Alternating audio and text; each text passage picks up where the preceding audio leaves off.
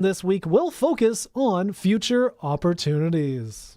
Saskatchewan is investing $1.16 million over 4 years to expand restorative justice programs in schools. The programs help students resolve conflict through accountability, communication, and repair. Officials say participants often show better behavior and stronger learning outcomes. In Saskatoon alone, hundreds of mediations have already taken place this school year as part of the effort to build safer schools. Groundbreaking malaria research is happening right here in Saskatchewan. Scientists at the Canadian Light Source are contributing to a Canadian-led effort to develop a new vaccine designed using detailed protein structures. The candidate is currently in preclinical testing and has shown encouraging early results. Researchers say this approach could produce a longer-lasting and more effective vaccine, offering hope in the global fight against malaria. Yorkton is looking to the future of healthcare with a new radiothon focused on expanding life-saving services. The Health Foundation's 2026 campaign will fund upgrades to surgical spaces, emergency care, and diagnostic technology, including improvements expected to significantly increase procedure capacity. The initiative builds on recent progress that brought cancer treatments back to the community. Patients who once traveled hours for care are now seeing the benefits of faster access, modern facilities, and treatment options available closer to home. Sask Power is investing $9 million to improve electrical service in downtown Regina. Crews will replace underground cables and equipment from May to October as part of a long-term upgrade plan. The work may affect some streets and sidewalks with occasional planned outages. Sask Power says it will coordinate with the city and give customers advance notice. Golf season is set to begin in Regina with 3 city courses opening May 1st. Murray, Torhill, and Joanne Gillette will open first, followed by Lakeview Par 3 on May 8th. Driving ranges are already open. The city reports record play last year with more than 140,000 rounds. Tee times are available online up to 5 days in advance, weather permitting. That's 620 CKRM News. Read more stories from around your community and around the province at sastoday.ca and 620ckrm.com. Weather for B&A Petroleum and Swift Current with multiple locations serving southern Saskatchewan for over 30 years. See B&A Petroleum for all your fuel and propane needs. Tonight, partly cloudy, a low down to -4. Tomorrow, partly to mostly sunny and a high of 12. Tomorrow night, partly cloudy, a low down to 1. Friday, partly to mostly sunny, a high of 19 for all you golfers with the courses opening in and around the province. Wind southeast 10 to 20. Saturday, partly sunny and a high of 14. And Sunday, mostly sunny and a high of 17. Currently in downtown Regina, partly cloudy sky. It is 10 degrees. B&A Petroleum is a southern Saskatchewan family-owned business that's there for you. They've been supporting their clients for over 30 years with locations in several communities throughout the southern part of the province. B&A Petroleum is available for all your bulk fuel and lubricant needs with propane at selected locations Monday to Friday. And don't forget, their Cardlock location is accessible 24 hours for your convenience. B&A Petroleum. Fuel you once, fuel you forever. Broadcasting from Century Studios in downtown Regina, Harvard Media presents The Sportscage, where Saskatchewan comes to talk local sports. Brought to you by Regina Motor Products. RMP Early Bird Tire Offer on now. Book before April 30th to save $10 on an on-rim and $20 on an off-rim tire changeover. Visit RMP today. Be part of the show. Call 1-866-767-0620 or text 306-936-6262.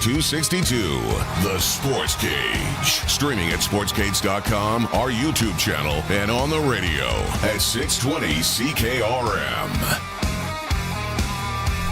How's it? Wednesday edition of the Sports Cage. If you're watching the stream, there's a little aerial view of what we have to work with here. Colson's with me. Give him a wave, Colson. There he is. 3 hours after the CFL draft, after all the CFL news yesterday. We got a lot for you. Thanks for making time and tuning in. If you're watching on that YouTube feed, maybe you're listening on one of the audio streams or the old-fashioned stick. 100 years of greatness. 620 CKRM. We're going to break down the draft. We're going to hear from Jeremy O'Day on the draft, who we drafted, why we drafted them, what was difficult about the draft. Also, the global draft just wrapped up. The Riders picked up a couple of bodies there. We'll go through that. City Council tonight. The Brandt deal and real, and that's all happening tonight. I can't wait. I want to know who's going. I don't think how lippy can we be if we're not going? I'm for it. So I think 99.9% of people that have texted in over the last few days are for it. One guy that was in the studio yesterday was on the fence, but we'll let that go. He's got bad judgment. We'll talk about that.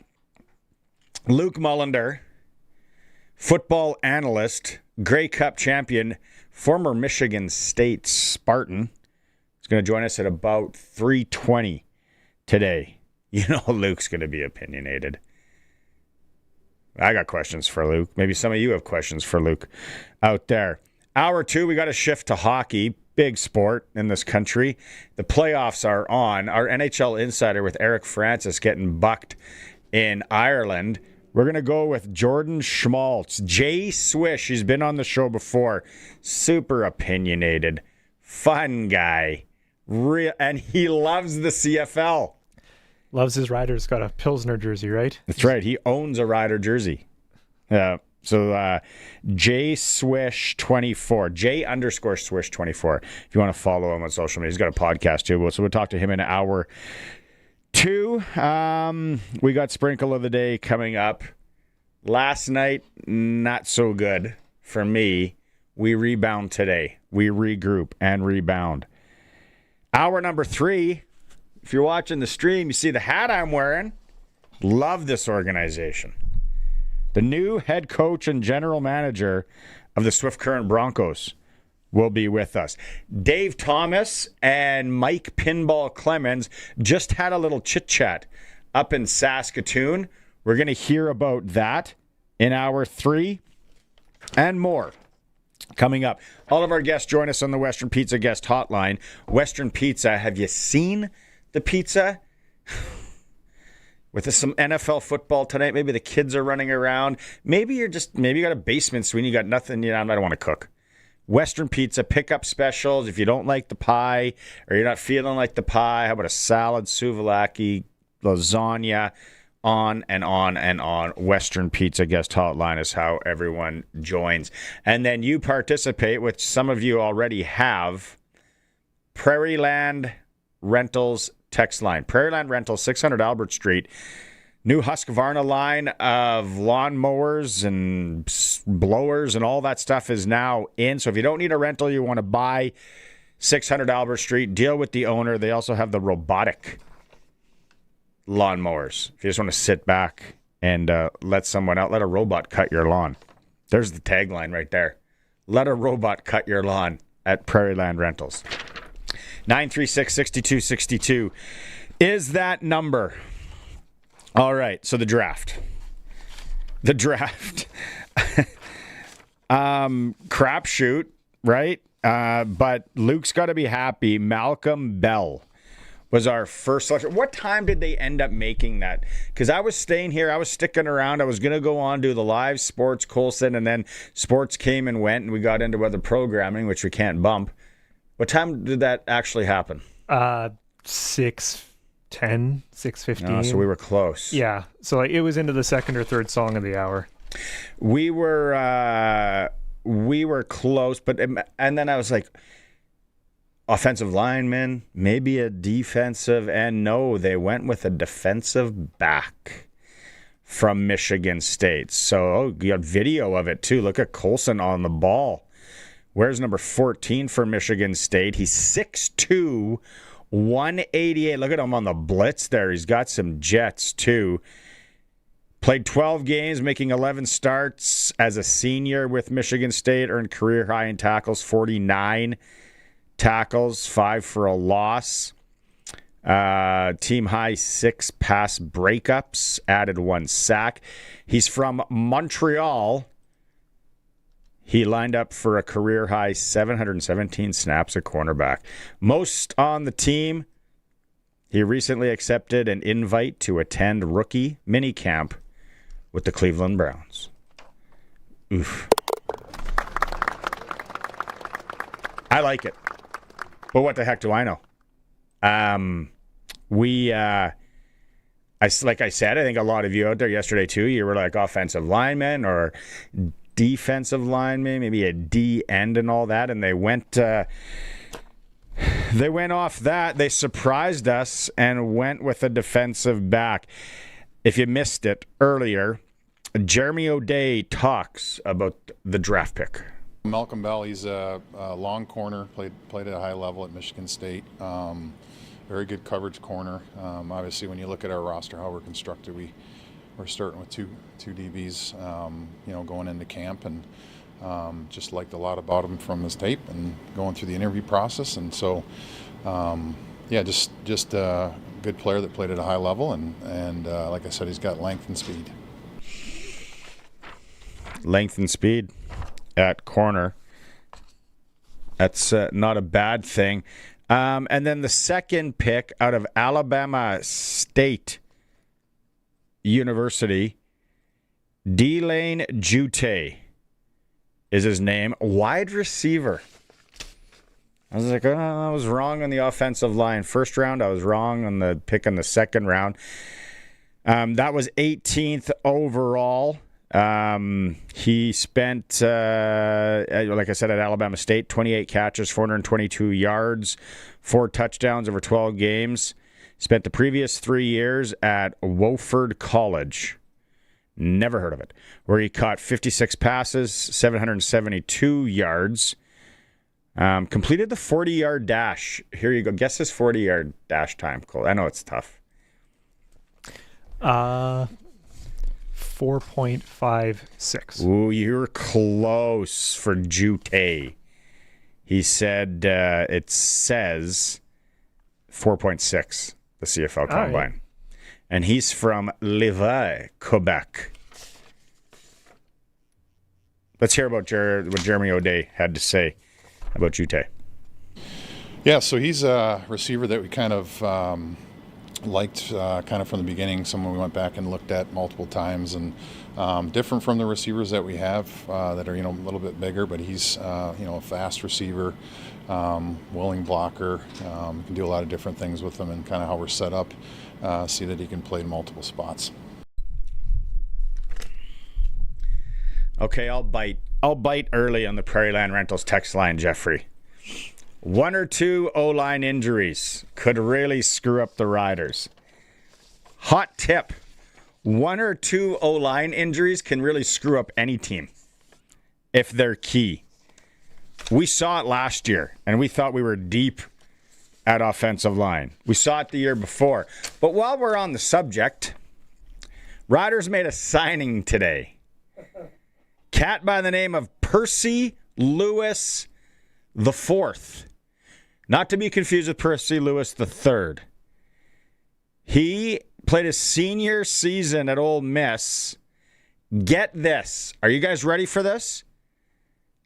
I got to say, how are they getting him to Saskatoon? He can't be on one of those little CRJ planes or whatever the small ones are, wherever he's coming from. He's from Salis, Mississippi. He also spent 1 season with Auburn. But he is 6'8", 380 pounds. You're saying there's some differing weights out there, though. Yeah, because the Riders are saying he's 380.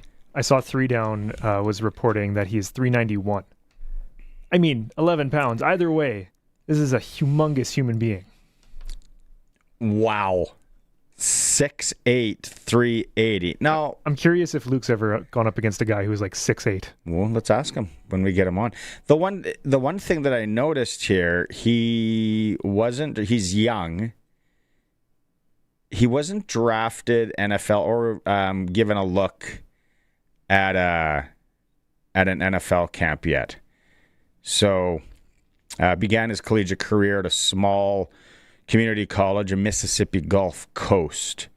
Again, CFL, diamond in the rough, find him, but 6'8", 380. He's not coming in on a WestJet Encore flight. That is a big Man. So yeah. Oh, we got comments on the draft. 936-6262 Dino. Dino's always texting in. Not trying to criticize Jeremy O'Day and his staff, but I find it interesting that we consistently pick players high that have 50-50 chance of coming to the CFL. I would think the strategy would be to pick players in the first 2 or 3 rounds that you know will come to training camp and then start taking some chances. But there's a reason why I'm not the GM and O'Day is.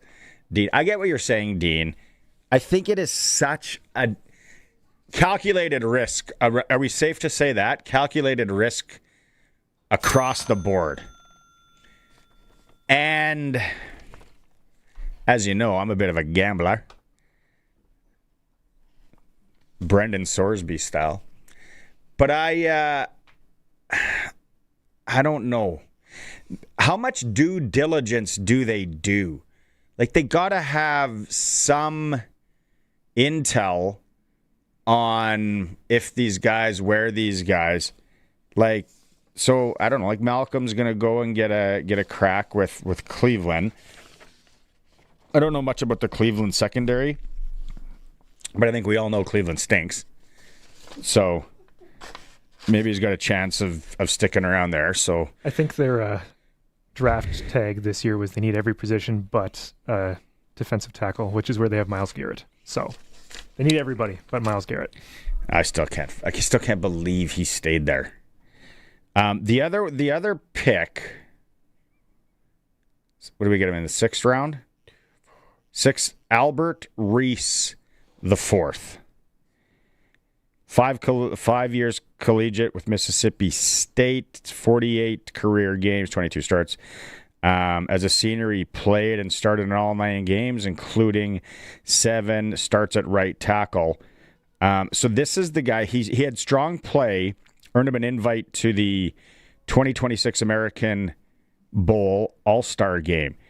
Edmonton, Alberta native, signed with the Carolina Panthers as an undrafted free agent following the 2026 NFL Draft. So there is one of the guys. Jeremy O'Day, we have that one. Colson. Jeremy O'Day talks about drafting Albert Reese the 4th. I think so. You're excited. You just kind of think what ifs, and you kind of you hope that it happens, but you just never know. I know that Paul Jones, our assistant GM, has a really good relationship with him. I think he actually, if I'm not mistaken, he brought his dad to Edmonton, but don't quote me on that. But I know that there's a history there, and Paul was there at his pro day, and we thought it was worth the value. Stab in the dark. There we go. Back out on the Prairie Land Rentals text line, Nick. He's reminding us we have Eric Anderson from last year's draft coming in, and he could see Kyle Hergel coming in September. Yeah, maybe September. I don't mind that hot take, Nikki. Brennan, I think this is kind of directed to anyone that possibly is criticizing. 10 of O'Day's draft picks won the Cup on the Riders last year. He's doing just fine at the draft. And like 3 or 4 of the guys who signed with other teams and are now the highest played at their position were also his draft picks, right? Like A.J. Allen. Good point. Global draft today. Bear with me on these names. We got 2. Okay. First guy, a linebacker. So not 2 kickers. We got a linebacker, Mapalo Mwansa.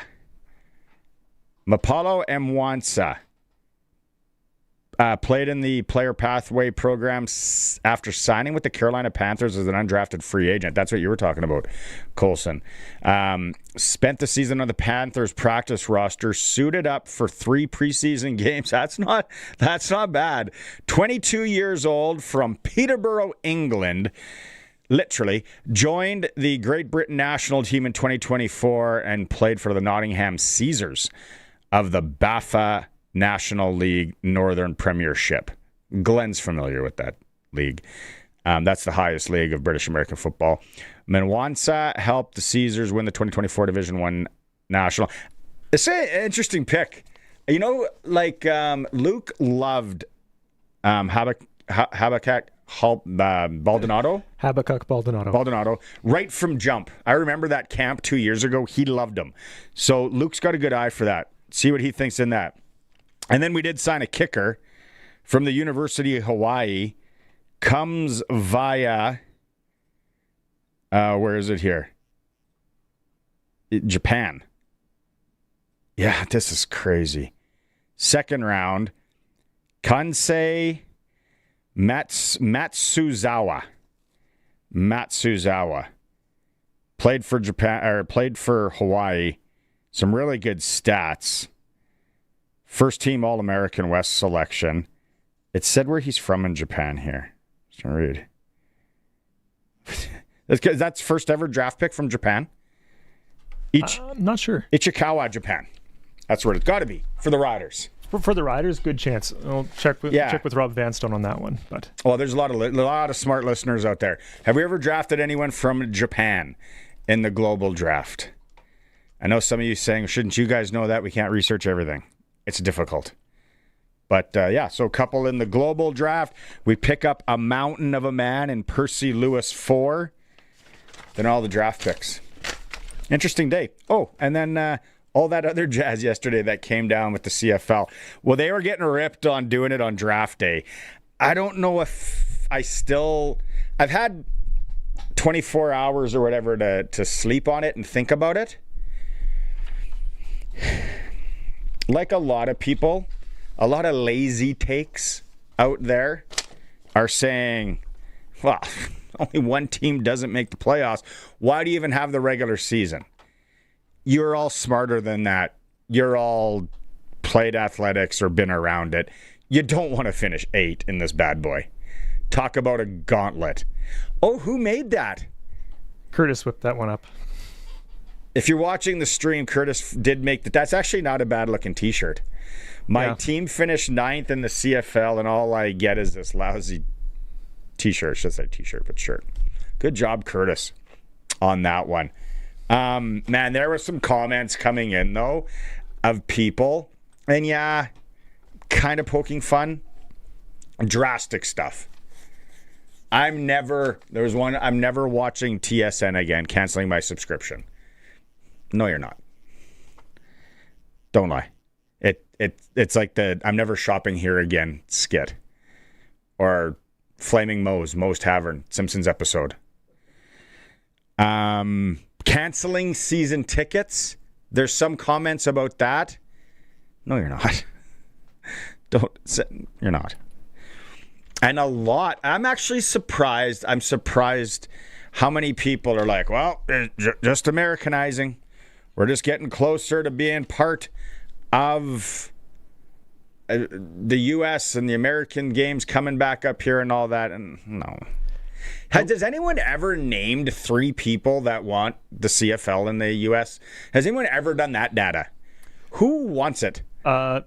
Schmaltz would. Jordan would. He loves the CFL. Yeah, but he doesn't have the means to drop a team in Scottsdale. No, he doesn't. Maybe a hometown in Madison. I'm saying he would love to have it down there. I was also like Greg yesterday brought up a great point. If you finished first or second now, does your season tickets cover 2 home playoff games instead of just 1? Yeah, they got to figure out all that jazz, for sure. So many nuances to this now. Should the Sportscage get a run of those T-shirts made? Does anyone want to partner with it out there? Is there a business out there? We'll put your logo on it. We'll put a Sportscage logo on it and your business logo. If you're watching the stream, there it is. And let's get these bad boys done up as a joke for the CFL season. Walk around. Think we could let that fly. Yeah. Keep in mind, this is draft 1. We can change the spelling and stuff. Yeah. And Curtis will not ask for royalties. He'll just ask you buy him a cold beer. I'll cover that, actually. Good work. Yeah. If your business wants to sponsor these, let's chat. Let's make something work. I might get in trouble for saying this, but I think it's creative. And if our logo's out there on something like that with a business, I think it's perfect. I agree. Okay, we got to go to break here. And then hopefully Luke Mullinder is standing by. He's getting ready to go up to Saskatoon. He's got a busy week. Luke there yet? Not there? Before I go to break, I want to give a shout out. And there's parents driving there right now. And I think today there's another. It's the younger kids are going at it. I was at O'Neill High School yesterday for the city elementary school badminton championships. This is like, because the boy played in it and now the girl. This is something to experience. Have you ever seen this?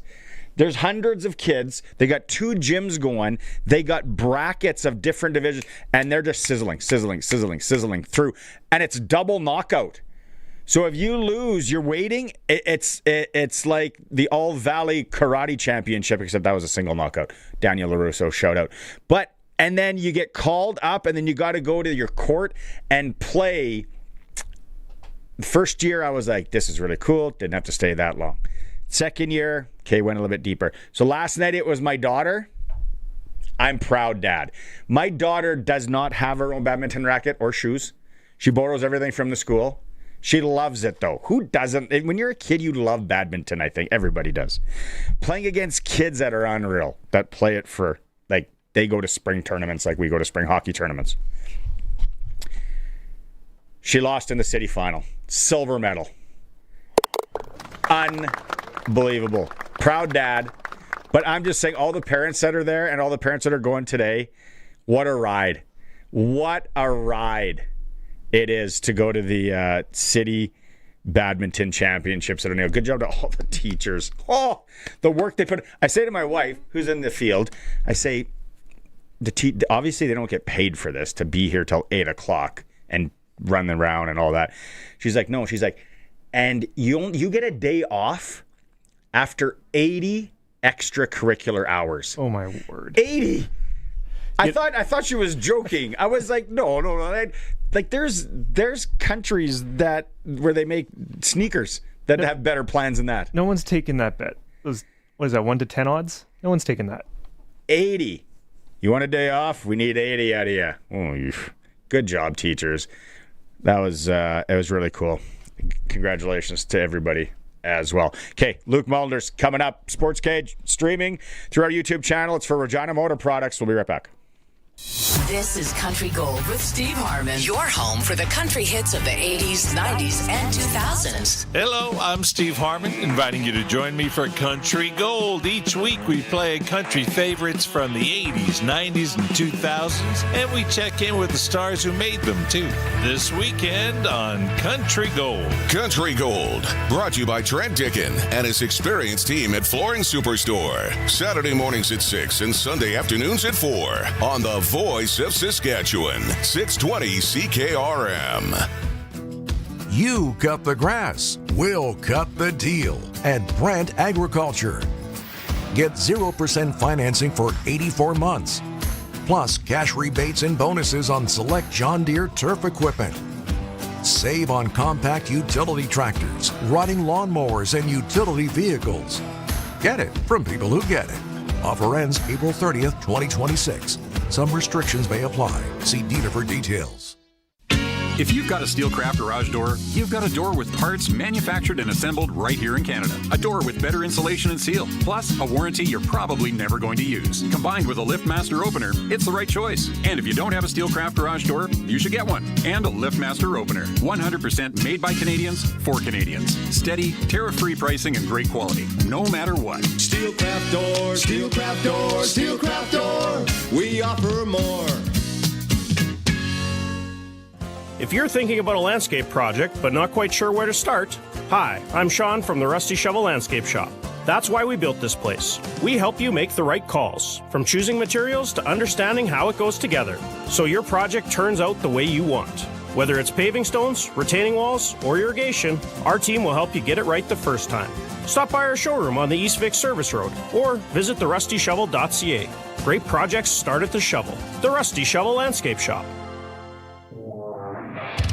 Welcome back to Sportscage. Get social with us. Follow us on X at Sportscage. Watch our video stream at sportscage.com and always on the radio at 620 CKRM. I like what you're thinking, Jeff, on the Prairie Line Rentals text line. Sell the shirts for CFL fans fight cancer.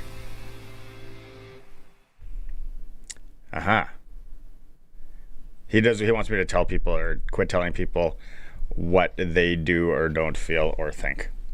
I know, I'm married. Don't listen to me about any of that. But the t-shirts, we might be onto something here.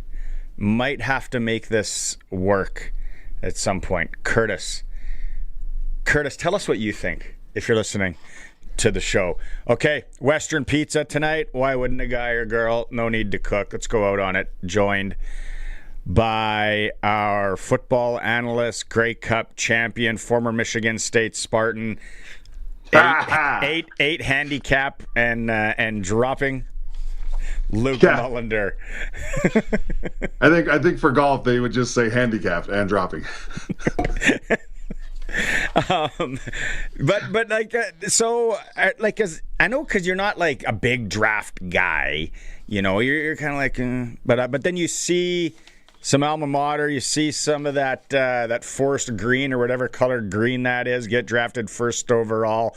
Are you like a proud relative? Oh, man, of course, man. Malcolm Bell's a Spartan dog. I'm so happy that we've got a Michigan State Spartan. And again, there's been Spartans that have come through. Greg Jones, a legendary linebacker, was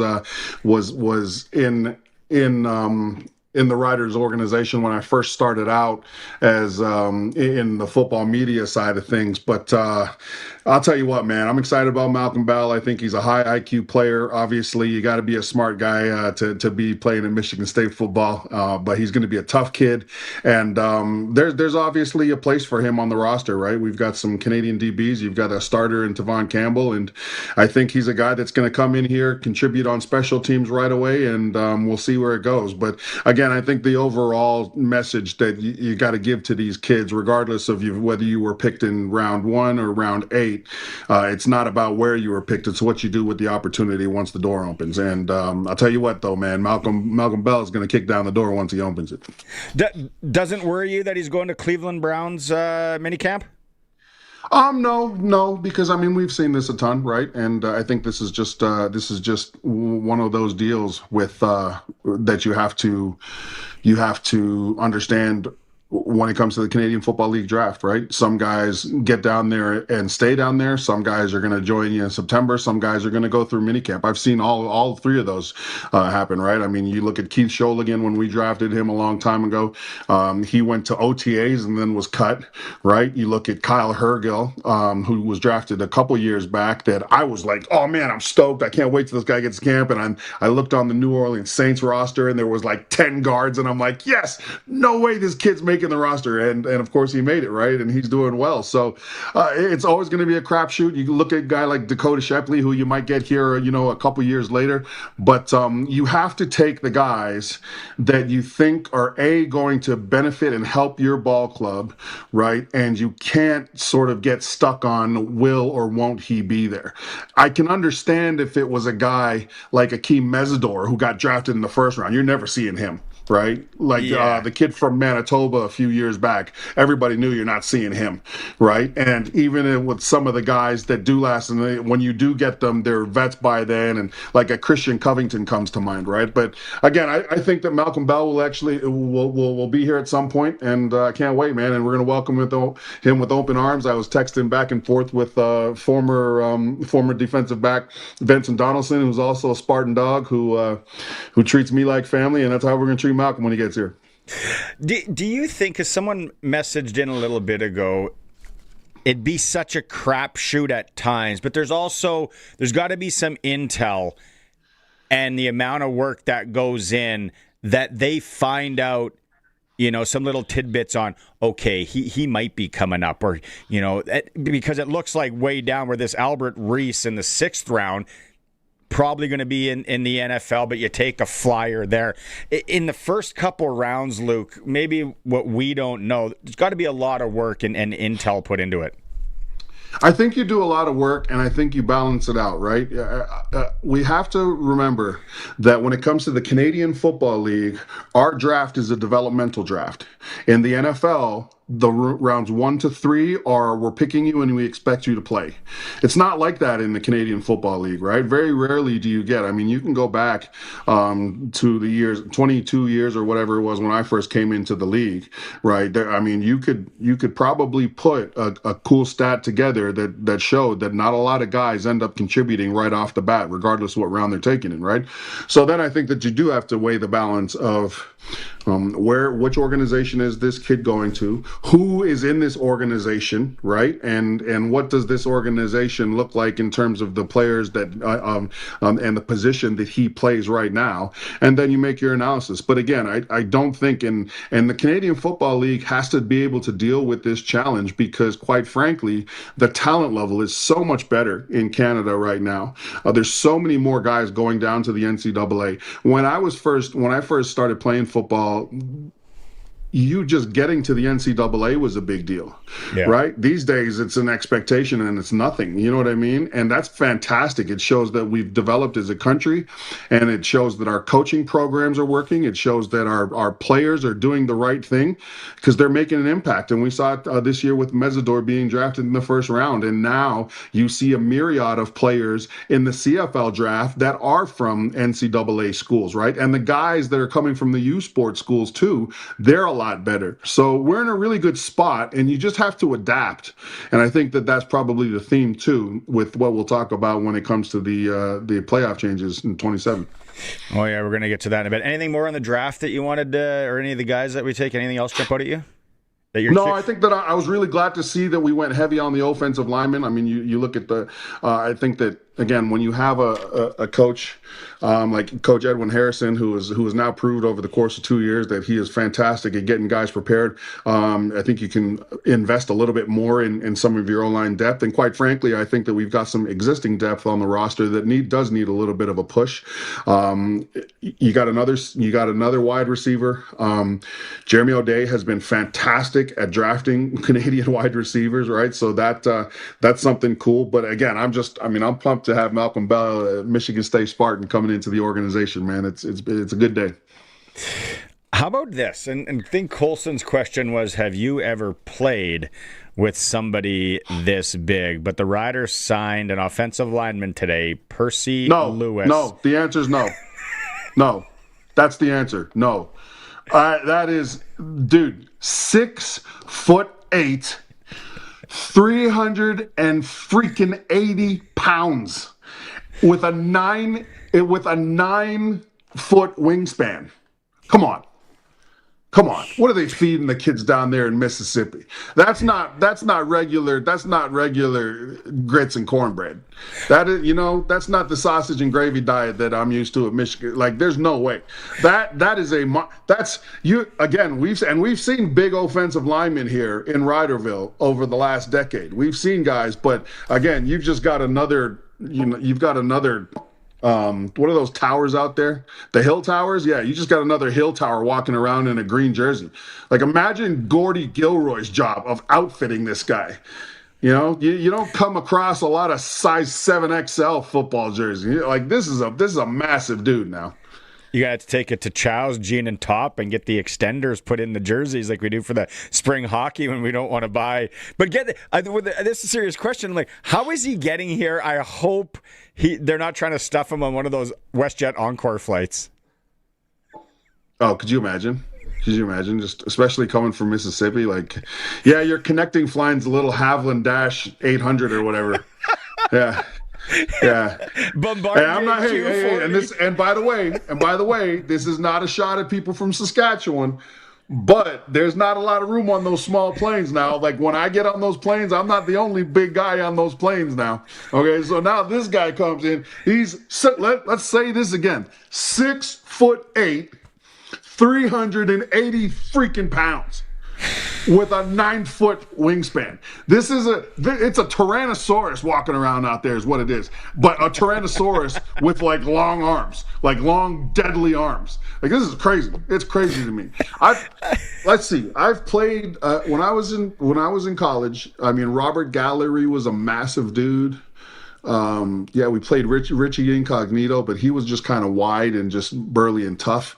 I can't remember a time where I just lined up against a skyscraper and just ran at him. And even when competing in the CFL, I don't remember too many guys that are 6'8". Like, yeah, no way. Josh Borky was about 6'6", I think, but he didn't have this guy's got massive arms. I'm blown away. I don't know. Can you do me a favor? Can you do me a favor at camp? Send me a picture of you and him side by side. Oh man. And we'll put it on the Sportscage listeners. You ever seen the picture of like Wemby standing next to like David Robinson or Yao Ming standing next to Shaq, and it makes guys that you think are massive already look small? I'm not standing beside that guy, man. No way, man. No way. I'm not that big of a guy, but we took a picture last week. I think we posted it of me and Tommy Stevens, and I'm 5'10". Right? Tommy Stevens made me look like Kevin Hart. Whoa. Barney. 5'10"? 5'10"? So it says in the program, Jim. You sure? I'll give you 5'8" if you want to, do that again. Get out of here. Get out of here. Okay, I said this to 2 years ago when I started this, and you were really big on Baldonado with the global draft and him coming in here and all that. So you had a good eye because you were on him right from the get-go. Today the Riders grab a linebacker from England, Mapalo Mwansa. Again, a guy that's coming into camp, but a linebacker, right? And we did get a kicker in that as well. This global draft, Luke, and a guy that had the eye on Baldonado early. What are you going to be watching this guy, because he does have some experience on a practice roster with the Carolina Panthers last year? Yeah, and you're starting to see it more, right? The NFL has sort of their foreign player development program where you saw that the Philadelphia Eagles drafted that massive Nigerian kid, who doesn't have a lot of football experience. I think that when you're so data driven as a business, right, and you're so sort of focused in on getting validated using the numbers and measurements that people have. That's why you're starting to see a lot of teams take chances on guys like this. I think it's a good pickup. At the end of the day, for Jeremy O'Day, he still needs to fill his camp, guys, right? You still need a certain amount of bodies in camp. You still need to have a competitive camp. So why not why not look into a guy who doesn't have a lot of film, but obviously spend some time honing his craft? And if he comes up and works out, it's great. But if he doesn't, right, you've got a number of other guys, and hopefully somebody stepped up in the linebacking core while you've made the evaluation on this new kid, right? Yeah, I do think though that the global draft is in trouble. I think that I think the CFL with the changes they're making, I would foresee them walking away from the global draft. I think that the other piece around this too is you now understand like how to look at players that are in Europe or in Australia. I don't think you need any more like a forced look. I think it's been long enough now where teams are comfortable. For instance, the Riders are a good example. I mean, I text Jo mad face every single time he signs a kicker that's from Australia, not from New Zealand. But that's very clearly something that Jo has now seen and said, we've gotten a certain amount of production or a certain amount of value out of guys from this area at this position. I think that now teams have kind of defined how they look at the European players, and I don't think you need a forced global draft anymore, and the resources that go into something like that dedicated to drafting globally when you can just pick guys up in general. Our football analyst, Luke Mullinder, is joining us here on the Western Pizza Guest Hotline. Okay, let's get into the news. Yesterday, first off, were you very surprised, as a lot of people, that they announced these changes for 2027 on the CFL draft day, or do you think there was a strategy there? Well, I mean, when all eyes are kind of focused in on the CFL, I get it, right? You want to have a conversation. I just know how big of a deal it is for kids and their families to get taken in a professional league. And if you're the first round pick or you're the last pick, having those moments to share with your family and, sharing those stories and those emotions that go into being selected and getting an opportunity to play pro football, always felt like that should be the emphasis and the focus when it comes to the Canadian Football League. It is a rule though, and we don't know. It might have gotten a hold, like someone might have got a hold of it and was about to leak it anyways, right? So they tried to get out front of it. I just think that for me, it's weird. I actually see it from a number of angles, and all of those angles compete. So actually, I don't know how to feel about this, right? So from like when you look at a person and who's been a fan of the league changes, because I see that they're trying to create new business. They're trying to create new revenue streams. So as someone who analyzes the league from that perspective, I think it's great. I really do. I think this is going to open up new revenue opportunities. I think that if you're a player, you just, or a coach specifically, if you're a coach, you just say, well, you know what, this is just something new. We're going to adapt, because a lot of these coaches will tell you, we don't care what it is. We'll play in the parking lot as long as we can compete, right? So I don't think it affects sort of the guys that are between the white lines. I understand the viewpoint from an old school fan, a traditionalist fan, who was probably going to say, we didn't need this, right? It Americanizes the sport a little bit more. Again, I understand all of those narratives and thoughts. I've from the time that we've talked about specific changes, like the changes to the length of the field and things like that, I'm actually a fan of it, just because at least I see the Canadian Football League that I love trying to continue to grow, trying to develop, right? Trying to create new streams of revenue. And I get that. I think it's going to be an adjustment. But the other side of that is from a former player's standpoint, the one thing I am concerned about, and this is for all of the fans and yourself, Marnie. As a player, week 18 always meant something. There was always an opportunity, no matter how bad or how good we were, where week 18 meant something. So did week 17. I've been parts of teams that week 17 and 18 in your schedule are incredible. They come down to like some, the wire, right? And I feel like that is at risk here, right? You are risking more teams just resting players in the later stages of the year because of the fact that they're developed. And I don't know. I don't like the fact that 89% of this league now gets into the playoffs. I know your dog doesn't like it either. And it's like, okay, well, there's nothing to play for. And I was reading some comments today, and now they've had 24 hours, and I'm like, you don't want to be that 8th team, that 7th team, whatever. Like no. That's an absolute grind. Like you're going into the mosh pit hard on that. Totally.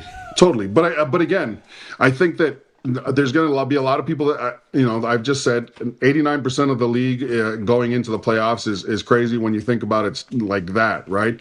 But I can't fault the league for trying to do things and push this game forward. And I think that there's going to be a lot of people that don't like it, but again, it goes back to that thing, like, do you just want to sit here and be stagnant and just and have this thing just fall apart organically? The answer is no, man. I love this league, and I want to see this league do well. And if this is going to bring new revenue and new opportunities into the league, more importantly, too, in my mind as a former player, it's also more paychecks for players, right, Barney? So more absolute strain on the body, though, too, especially if you got to start flying back and forth around on the country. Oof. Yeah, hold on a second though, Barney. Hold on. You're talking to a guy now that played every single training camp practice in full pads, right? You're talking to a guy that flew publicly with all of society stuffed into planes. From Fort Garry for the bus. Stole pillows from the Fairmont. Yeah. So pardon me if I'm not like, oh, poor guys have to travel an extra on their private plane with all of their snacks and cookies and food. Like, come on, man. These kids don't have to put pads on at the end of after training camp anyways, right? Like at some point, guys, we're going to have to show some toughness and resiliency. And I think that I think that the fact that there's a paycheck attached to it is beneficial for the players. I think they can get over their little bumps and bruises. Okay, we got a minute and a half left. I want to get your. What about moving of the schedule up? Obviously, camp could be interesting in places like Saskatchewan. What's your thoughts there? Well, hey, no better way to get acclimated to late October than to do it early in April, right? Like, I came into this league when it was really cold. I remember our first training camp was freezing. It felt like fall, winter in the Midwest, right? So it is what it is. It's football, right? And I think that we're forgetting that this is a one percenter's dream, right? And yeah, it might not be ideal, and it's definitely going to make it different in terms of evaluating the talent that these GMs have collected. But at the end of the day, they'll find a way. Are you on the road tonight? You're not going to City Hall to voice your opinion on the Brandt takeover of Real campus? I don't need to voice my opinion. Everybody should be thanking Brandt. Sending him an email right now. Thank you, Brandt. We appreciate you. Yeah. Hey, listen. I feel strongly about this now. This might extend the show by another hour now if we start talking about this. Right? It's making it easier on the taxpayers, and I think that if there's anybody that can turn around some of the things that Real and just sort of the problems they have, not just the financial piece, it's Brandt, and I think it's going to be great for the city. All right, and in closing, maybe it'll be Brandt that'll sponsor our T-shirt that we want to get made. Did you see the T-shirt we want to get made? My team finished 9th in the CFL is all I get. Oh, man. Well, I was just thinking when I saw that video, I'm like, oh, man, poor Ottawa. Like, dude, they expanded the playoff system, and they're still not going to make it. This is the worst. Man, that sucks to be Ottawa. Yeah.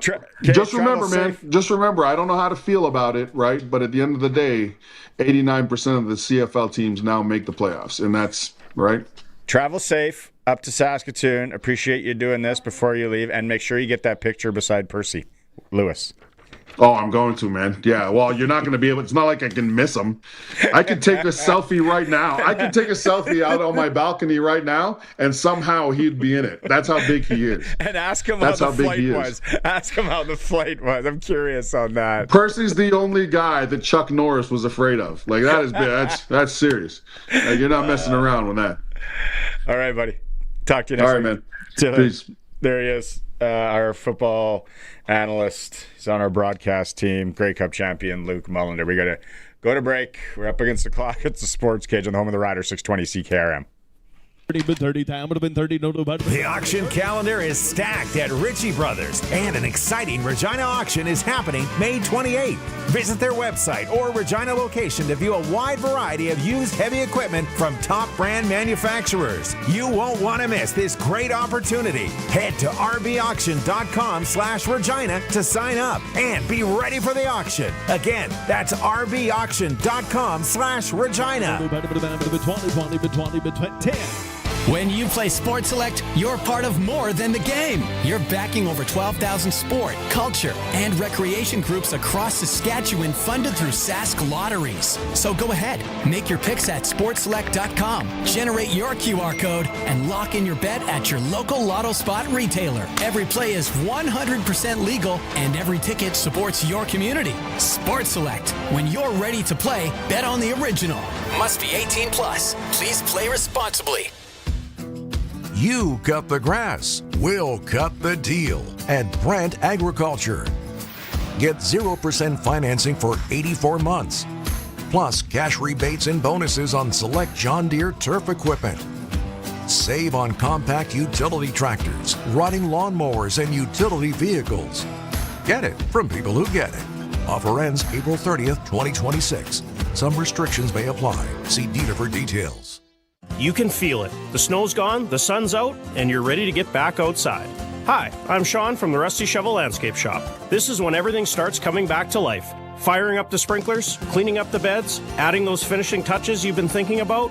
That's what our spring startup event is all about. It gets your yard going again and makes it feel like yours. The spring startup sale is on now until May 9th. Stop by and we'll help you get set up. Great projects start at the shovel. The Rusty Shovel Landscape Shop. 2 green thumbs up. Text CKRM 306-936-6262. Powered by Prairie Land Rentals. From power tools to skid steers, they probably have what you need for your job. 600 Albert Street, where you deal with the owner. It's time for the Sports Ticker. Brought to you by Reliance Heath Water Heater Rentals. Rent a water heater and water softener starting at about $1.20 a day and get $400 when you switch to Reliance Heath. Global draft today for the Riders. They take a Mapalo Mawasa linebacker from England. He's got some experience on the practice squad for the Carolina Panthers last year, and also a kicker, Kansei Matuzawa, from the University of Hawaii. They also signed an offensive lineman today, if you missed this. His name is Percy Lewis IV. He stands 6'8", 380. Hockey tonight, Prince Albert Raiders trying to get back and even that series with the Medicine Hat Tigers after the Tigers pull it out in overtime last night. National Hockey League, Philadelphia, Pittsburgh, with Philly trying to wrap it up again. Montreal, Tampa Bay at 5 p.m., Utah, Vegas at 8. It's a Sports Ticker in Hour 1 for Reliance Heath. Switch to Reliance Heath today, get $400 cash back. Some conditions apply. Reliance Heath. Hour 2 is coming up. Jordan Schmaltz. Jay Swish is going to be our NHL insider. We'll be back after the break.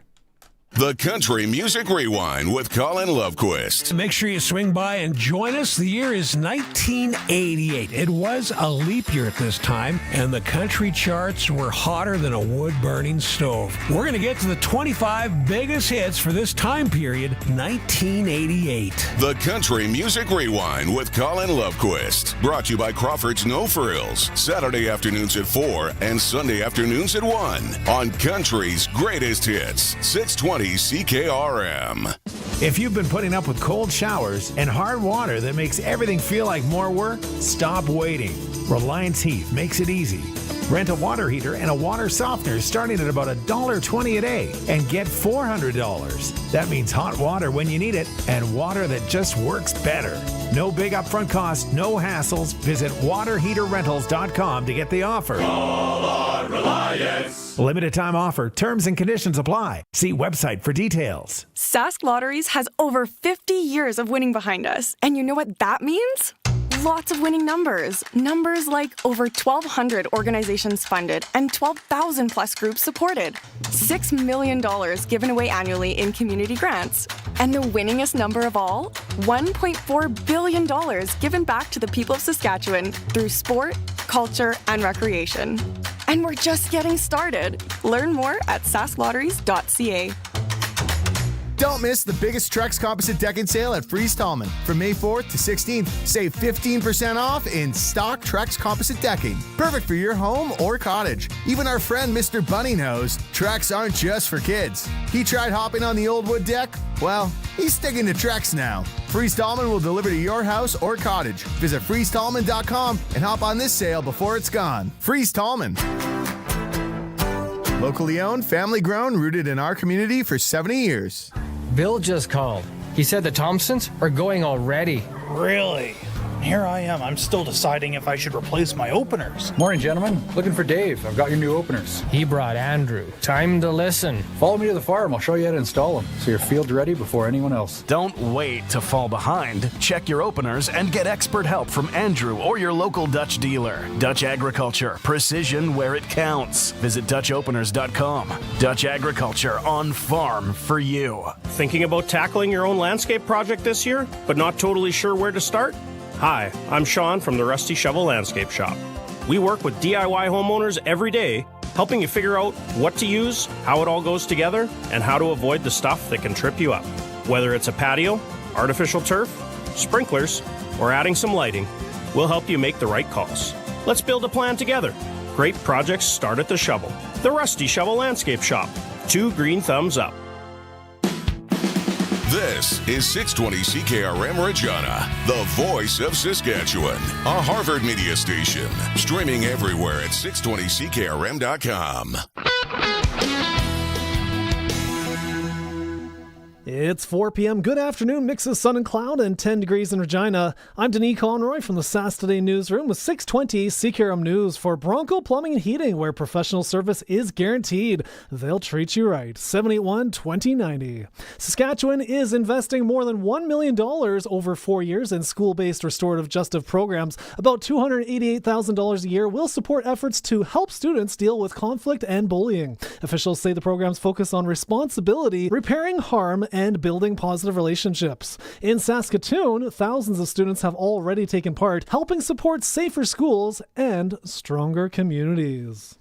Saskatchewan's value-added agriculture sector hit a record $8.4 billion in revenue for 2024 to 25, nearly double a decade ago. The province credits growth in food manufacturing and new processing facilities. Officials say it is on track to reach a $10 billion goal by 2030. The sector now includes over 300 processors and more than 5,000 jobs.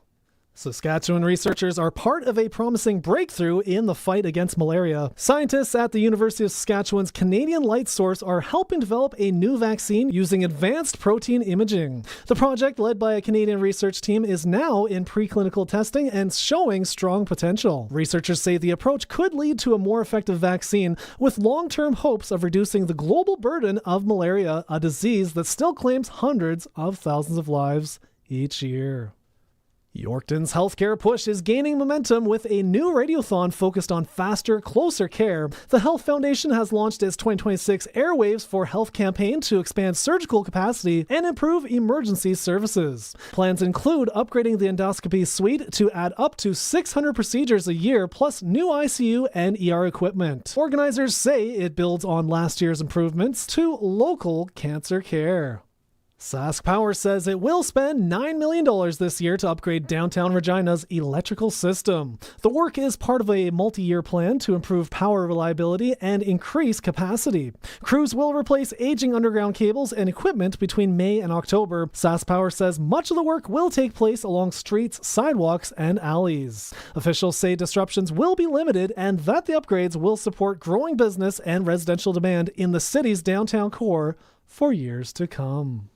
3 City of Regina golf courses will open for the season on May 1st. Murray, Tor Hill, and Joanne Goulet courses will welcome golfers, while Lakeview Par 3 opens May 8th. Driving ranges are already open. The city says more than 140,000 rounds were played last year. Tee times can be booked online up to 5 days ahead, weather permitting. That's 620 CKRM News. Read more stories from around your community and around the province at sasktoday.ca and 620ckrm.com. When was the last time you cleaned your ducts? Because what's hiding in there, it's kind of gross. Dust, skin, and who knows what else floating around your home every day. A professional duct cleaning is good for your health and good for your home. So start fresh with duct cleaning from Bronco Plumbing, Heating, and Cooling. Cleaner air, better comfort. Call 781-2090 or visit broncoplumbing.com today. Bronco Plumbing, Heating, and Cooling. And Bryant, whatever it takes. Weather brought to you by Next Gen Coatings. Spray coatings for truck bed liners, rocker panels, and more. Same company, new name. 1865 McCarra Street in Regina. Tonight, partly cloudy, a low down to -4. Tomorrow, partly to mostly sunny and a high of 12. Tomorrow night, partly cloudy, a low down to 1. Friday, partly to mostly sunny, a high of 19 for all you golfers, with the courses opening in and around the province. Wind southeast 10 to 20. Saturday, partly sunny and a high of 14. And Sunday, mostly sunny and a high of 17. Currently in downtown Regina, partly cloudy sky. It is 10 degrees. For over 40 years, you've known them as Regina's trusted vehicle protection specialists. Now they're introducing the next gen of coatings. New name, new level of protection. They're now Next Gen Coatings. 3 generations of their family have served your family, and that hasn't changed. Same owners, same commitment, ready for the next gen of truck beds, rocker panels, trailers, bumpers, and running boards. The company hasn't changed, just the name. Next Gen Coatings. 1865 McCarra Street. The next gen starts now. Broadcasting from Century Studios in downtown Regina, Harvard Media presents The Sports Cage, where Saskatchewan comes to talk local sports. Brought to you by Regina Motor Products. RMP Early Bird Tire Offer on now. Book before April 30th to save $10 on an on-rim and $20 on an off-rim tire changeover. Visit RMP today. Be part of the show. Call 1-866-767-0620 or text 306-936-6262. The Sports Cage. Streaming at sportscage.com, our YouTube channel, and on the radio at 620 CKRM. Welcome back to the Sports Cage on this Wednesday for RMP Early Tire Swap. On now we got to start thinking about it. Are we getting another dump of snow here? Usually May long, maybe around there. $10 you can save on an on-rim, $20 on an off-rim. You're getting your tires swapped over. Regina Motor Products, the place to go.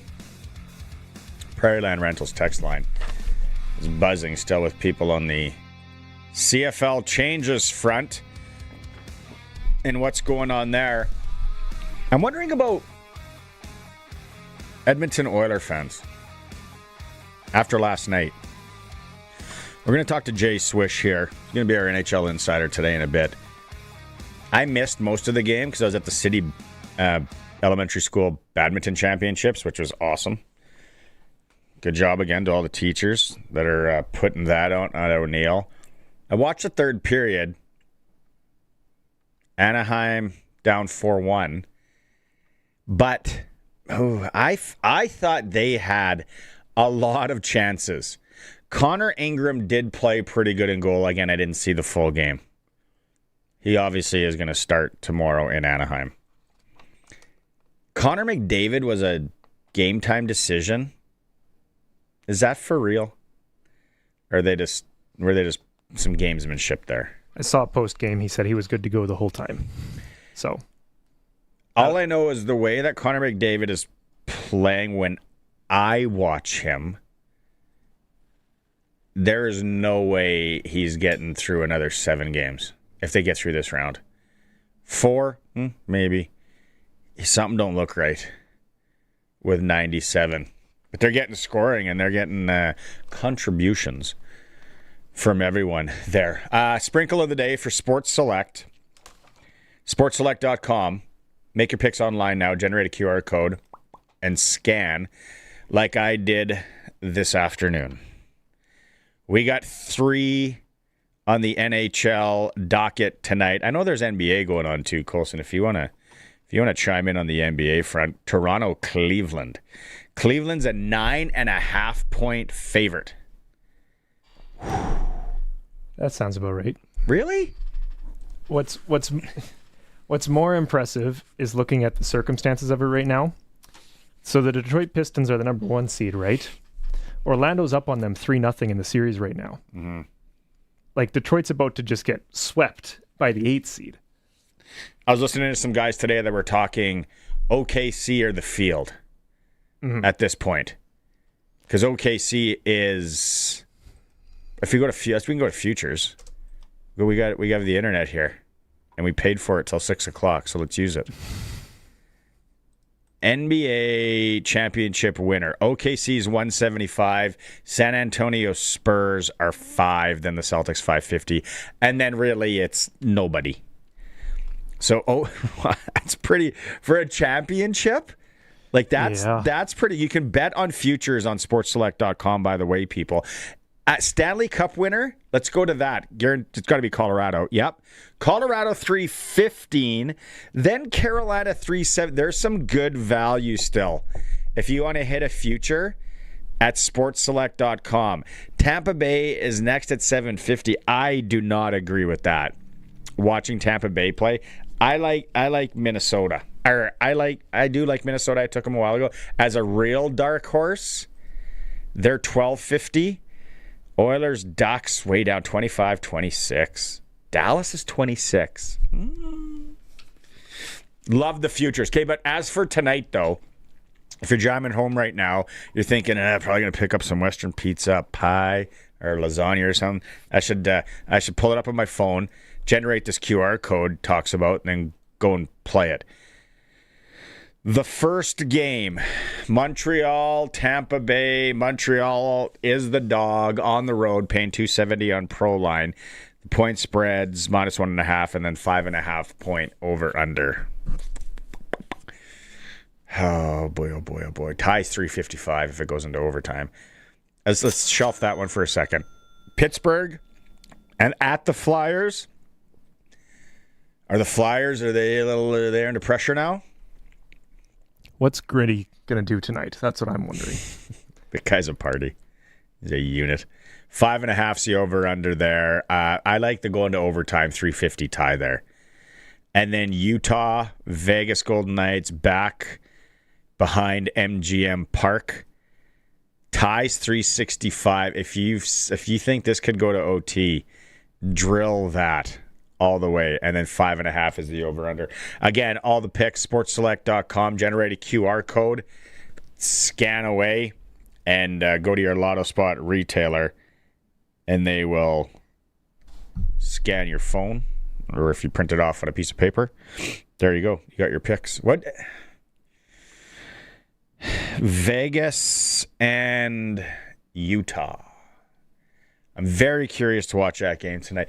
I didn't watch enough of the last Montreal Tampa Bay game, so that one's curious as well. But NHL playoffs, gotta love it. If you're just tuning in and you're wondering, wait, what did the Riders do in the global draft? Which interesting, Luke Mullinder thinks. What do you think? Luke Mullinder thinks that could be a thing of the past soon.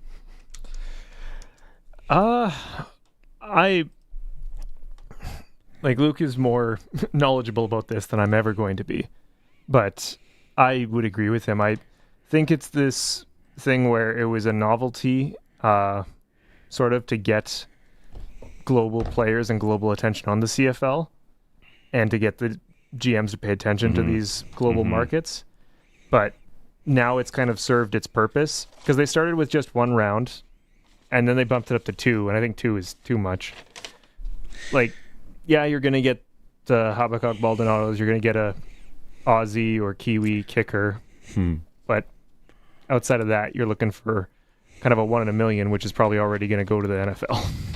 Riders took a kicker from Ichikawa, Japan today, who played for Hawaii, Kansei Matuzawa. He's got really good stats at Hawaii, too. And then they also grabbed a fella by the name of Mapalo Mwansa, linebacker from the linebacker hotbed of Peterborough, England. But this guy, he was on the practice roster for the Carolina Panthers last year. Yeah, so somebody's seen something in him. And he was up against good competition, even on the practice roster of Carolina. It was the Carolina Panthers. They did have a rough start to the season, but 6'2", 230. Yeah, not 6'8", but nothing like the offensive lineman we signed today. Percy Lewis the fourth. How big's Percy Lewis the third, second, and the OG? Percy Lewis. All good questions, and I like Luke's comment. He's the fourth hill tower. Percy Lewis the fourth is the fourth hill tower. 6'8", 380, coming to camp in Saskatoon. That's ridiculous. How he's getting there, I'm very, very curious. Very, very curious. Yeah. Oh yeah, the Stampeders will have their official uniform reveal tonight. Also known as the reveal that was dropped 2 weeks ago, last week? Something like that. Yeah, the CFL posted a video hyping up the season, and they had the new jerseys in it by accident, and I was like, oh. That was kind of sloppy. Here's the thing. So, you know how we have our newsletters from the riders and stuff as media people, right? We get the updates, things like that. I've got notifications turned on X for the CFL account, and the number of times where I see, oh, they posted this, and then I go, wait a minute, I've got 4 notifications for this because they posted. Wait, that's a spelling error. Delete. Repost. Wait, that's a wrong color. Delete. Repost. Oh, that's the East Division. I meant West Division. Right? It happens. I get a chuckle out of it every time I see it, but it's the business of social media. If you missed the comments earlier on the draft yesterday and what the Riders did, Luke Mullinder super excited that we took Malcolm Bell. He's a Michigan State dog, or what did he call him? What did they call each other's? He called him dog, a Michigan State dog. Another Michigan State dog, first round, 9th overall. Here's Jeremy O'Day on Mr. Bell. Malcolm Bell, he's a long corner, played at a high level at Michigan State. Very good coverage corner. Obviously, when you look at our roster, how we're constructed, we're starting with two DBs, going into camp, and just liked a lot about him from his tape and going through the interview process. And so, just a good player that played at a high level, and like I said, he's got length and speed. I think a lot of us, maybe I did, thought that we were going offensive lineman or defensive lineman. O'Day was asked if there any after draft or any shocks in this draft. Yeah, there's always some picks that you're surprised about that other teams pick, and whether they were surprised with some of ours, it could be the same case. So I think everyone's draft board's different, and they evaluated the players that they do. And so for us, we spend a lot of time on it, set our board up. But I would say that all of our boards probably look different. We need a behind the scenes and then release it after. But I feel they would be very diplomatic and polite. I'd like to know other teams chirping other teams. They took who? They did what? Obviously, it's not good for the players, and it wouldn't go over. I think. Because what does the NFL do? That Hard Knocks thing? Yes. And they do it in the offseason too. And I think there's a clip of the Vikings war room when whoever was before them passed on Justin Jefferson. Yeah, and they were going, really? Let's go! And all that and whatever. So it happens. If we play the number 6 here, O'Day, he talks about after the draft, how do you get on the same page?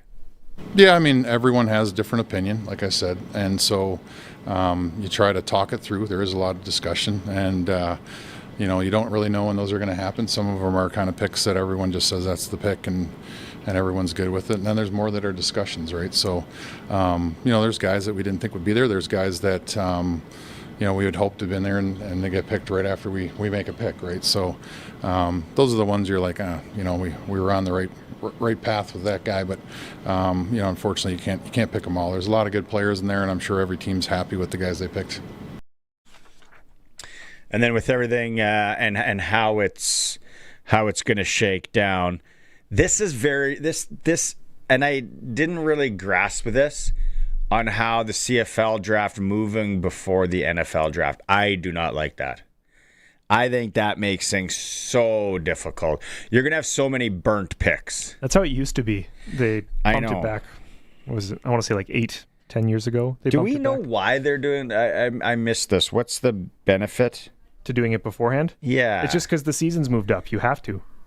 Right? Yeah.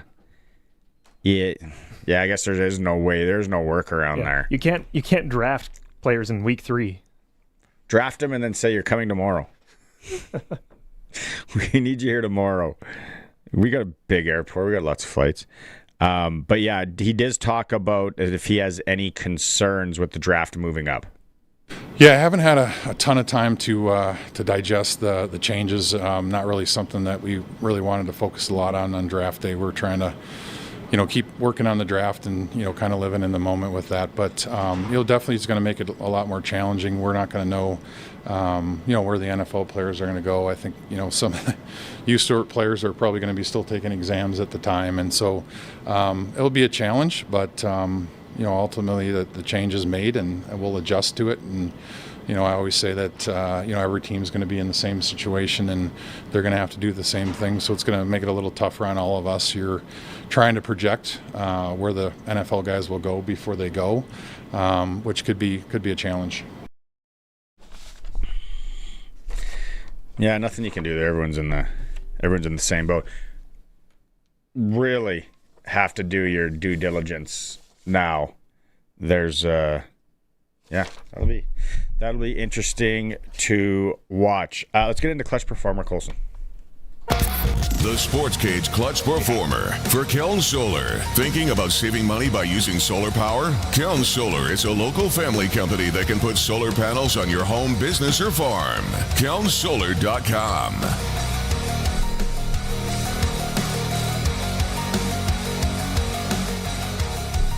You going first? I'm going first? You go. You take it. I've been talking too much. Take the floor. I just have to get over to my clips here. So you know how lots of sports teams do like free promotions or whatever, like the Pats are doing Wiener Wednesday, stuff like that, right? Mm-hmm. I'm just pulling up all my info in here. So the Cincinnati Reds were doing a promotion where fans win free pizza if the team gets 11 strikeouts in the game, right? So I'm showing you here. Just missed. ABS challenge powered by T-Mobile. So calls it a ball. Catcher challenges it 1-1 tonight. Can he win pizza with the new ABS challenge. The crowd ready and to the fans burst. get free pizza off a challenge. Oh, yeah. I'm loving how into the challenges the fans are getting, right? Because it's a small thing, but especially if it's like changing a ball to a strike three or something, it's having a big impact. And so there's been a few games where I think, what was it, in like the 7th or 8th inning where their team started to come back because, okay, challenge, nope, flip that around, challenge, flip that around. And so the crowd was kind of like, first off, and then they start getting more and more into it. I'm like, yeah, this challenge thing is working out for them. Do you have another one? That's all I had.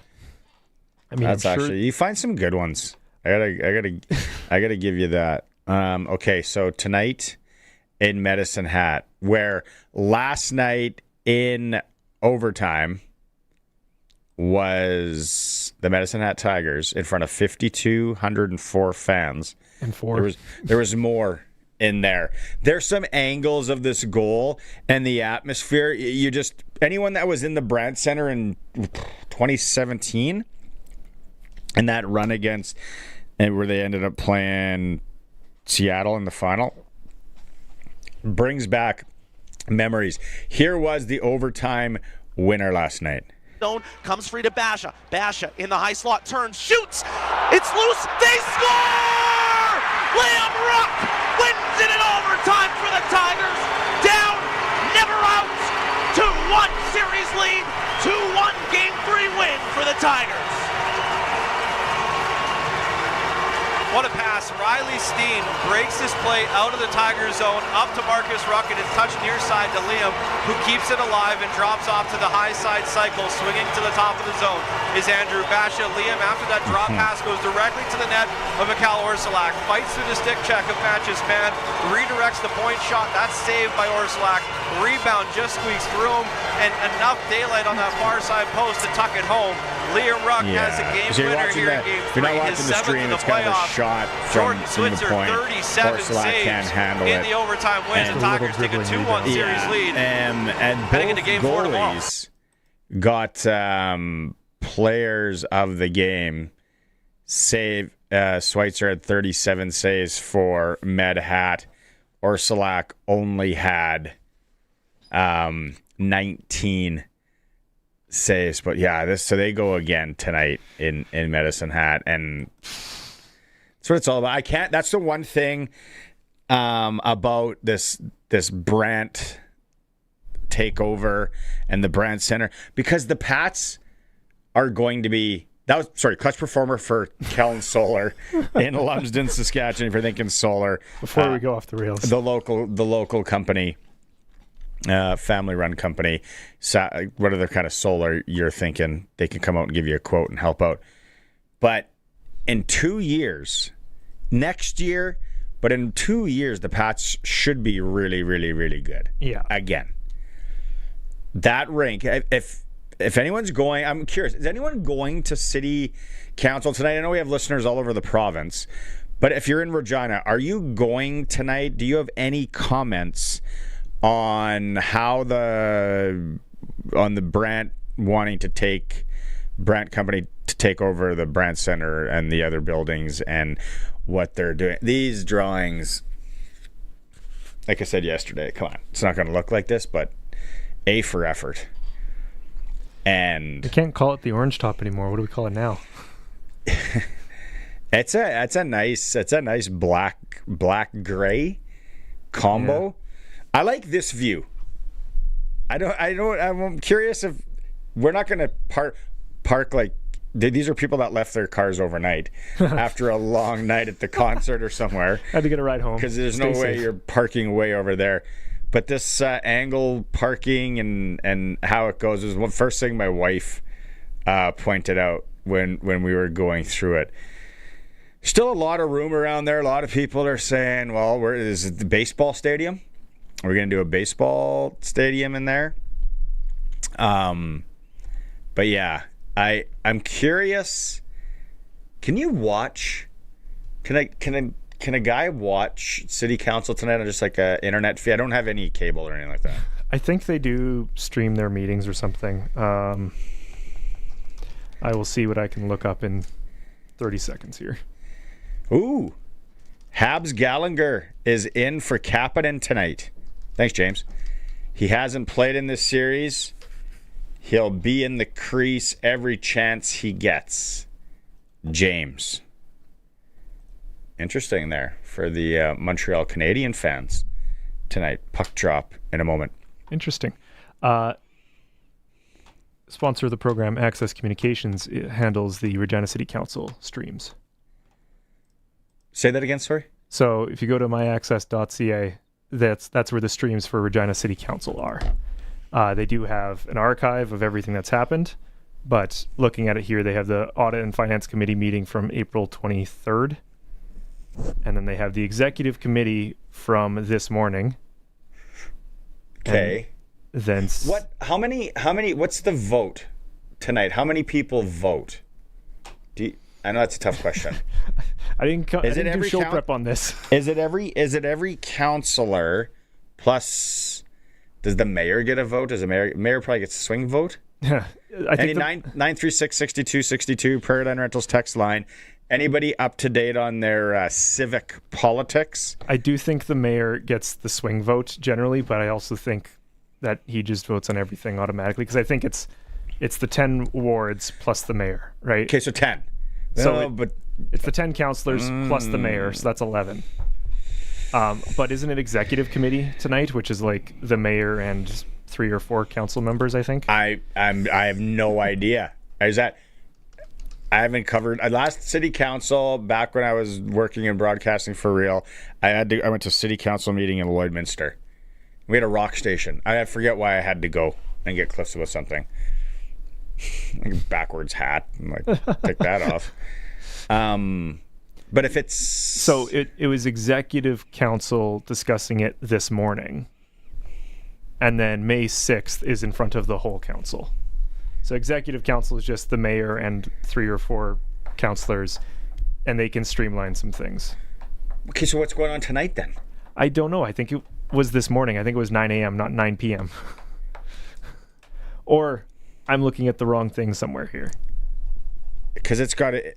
I'm saying whatever the vote is, however many there is, I got to say over 90% voting in favor. Oh, yeah. Is that safe to say? I would agree, and I think anyone that's like not voting in favor is probably abstaining and not voting against. Yeah, because you don't want to look like an absolute pigeon?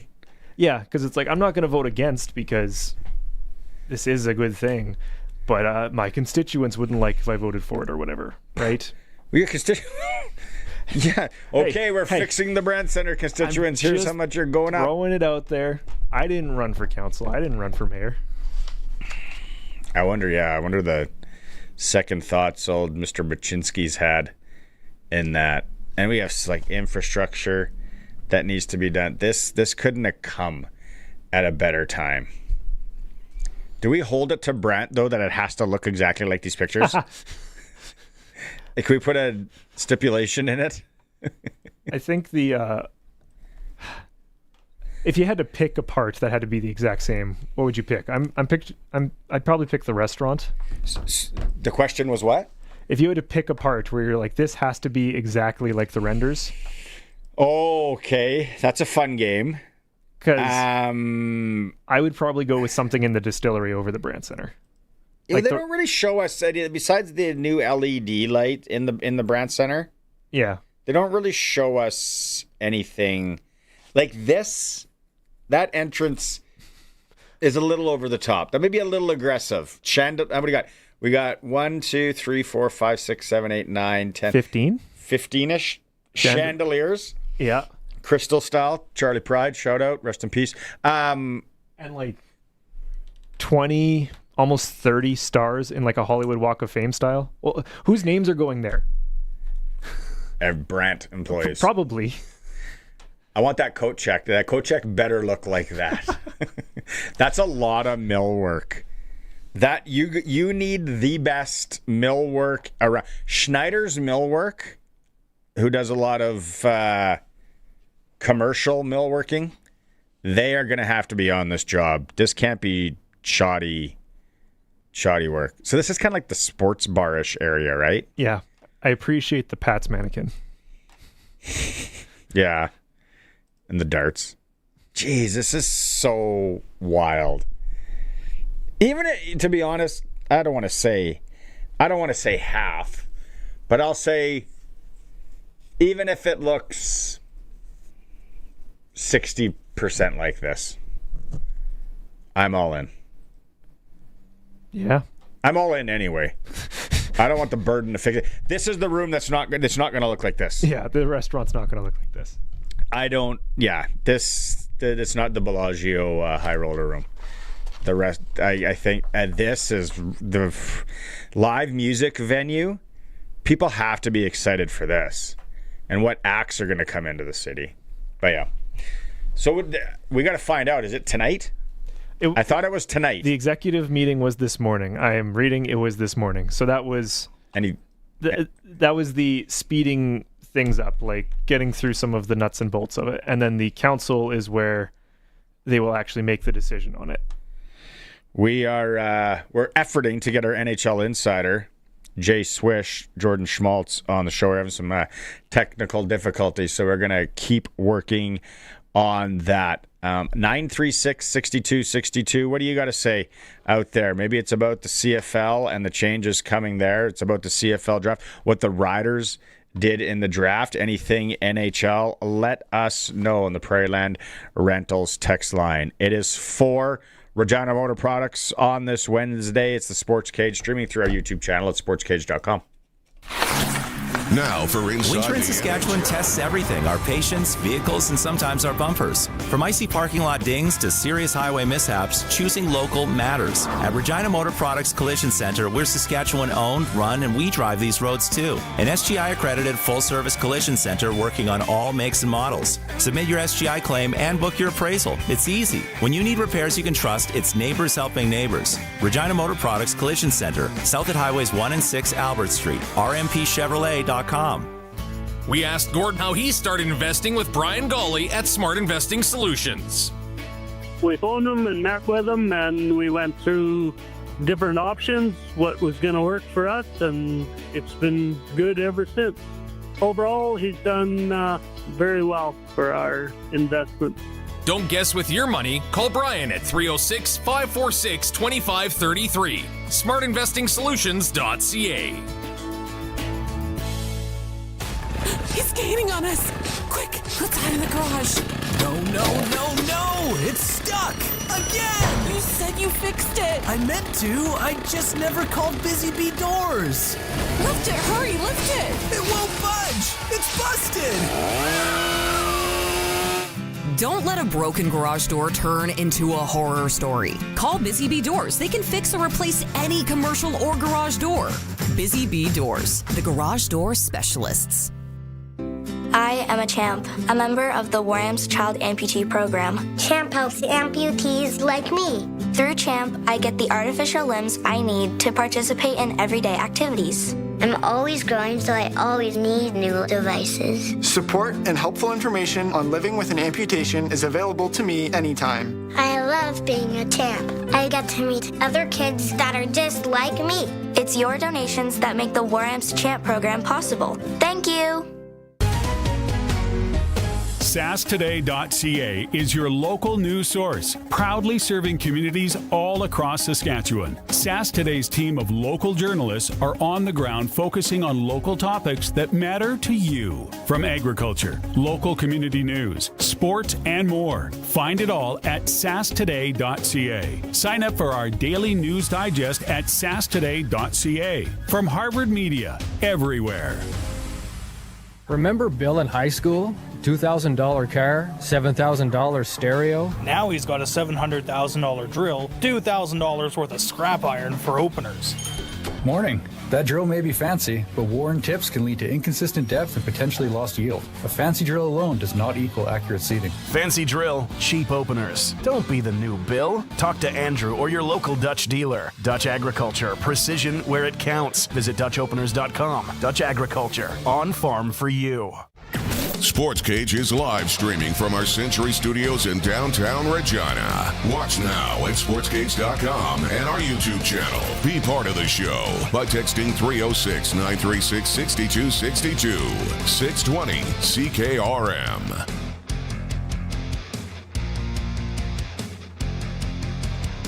All right, for Regina Motor Products on this Wednesday. Again, trying to get Jay Swish on. We got some problems, so we're trying to navigate, maybe get a special NHL insider guest.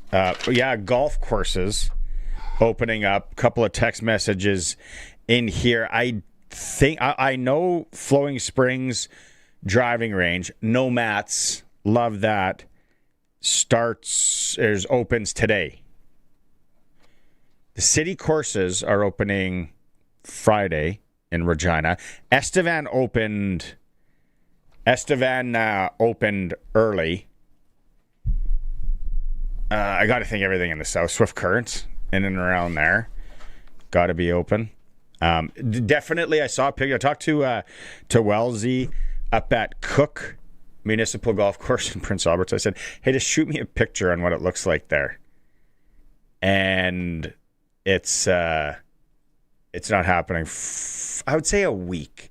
Waskesiu is going to be really tough. Maybe for May long weekend, but golf course opening up. Shout out everyone out there swinging the wrenches. Okay. Luckily, this guy just landed, I think, in Southern California. Our NHL insider today is Cam Moon, voice of the Edmonton. Thanks for doing this, buddy. Hey, no problem. I'm happy to be on, to tell you the truth.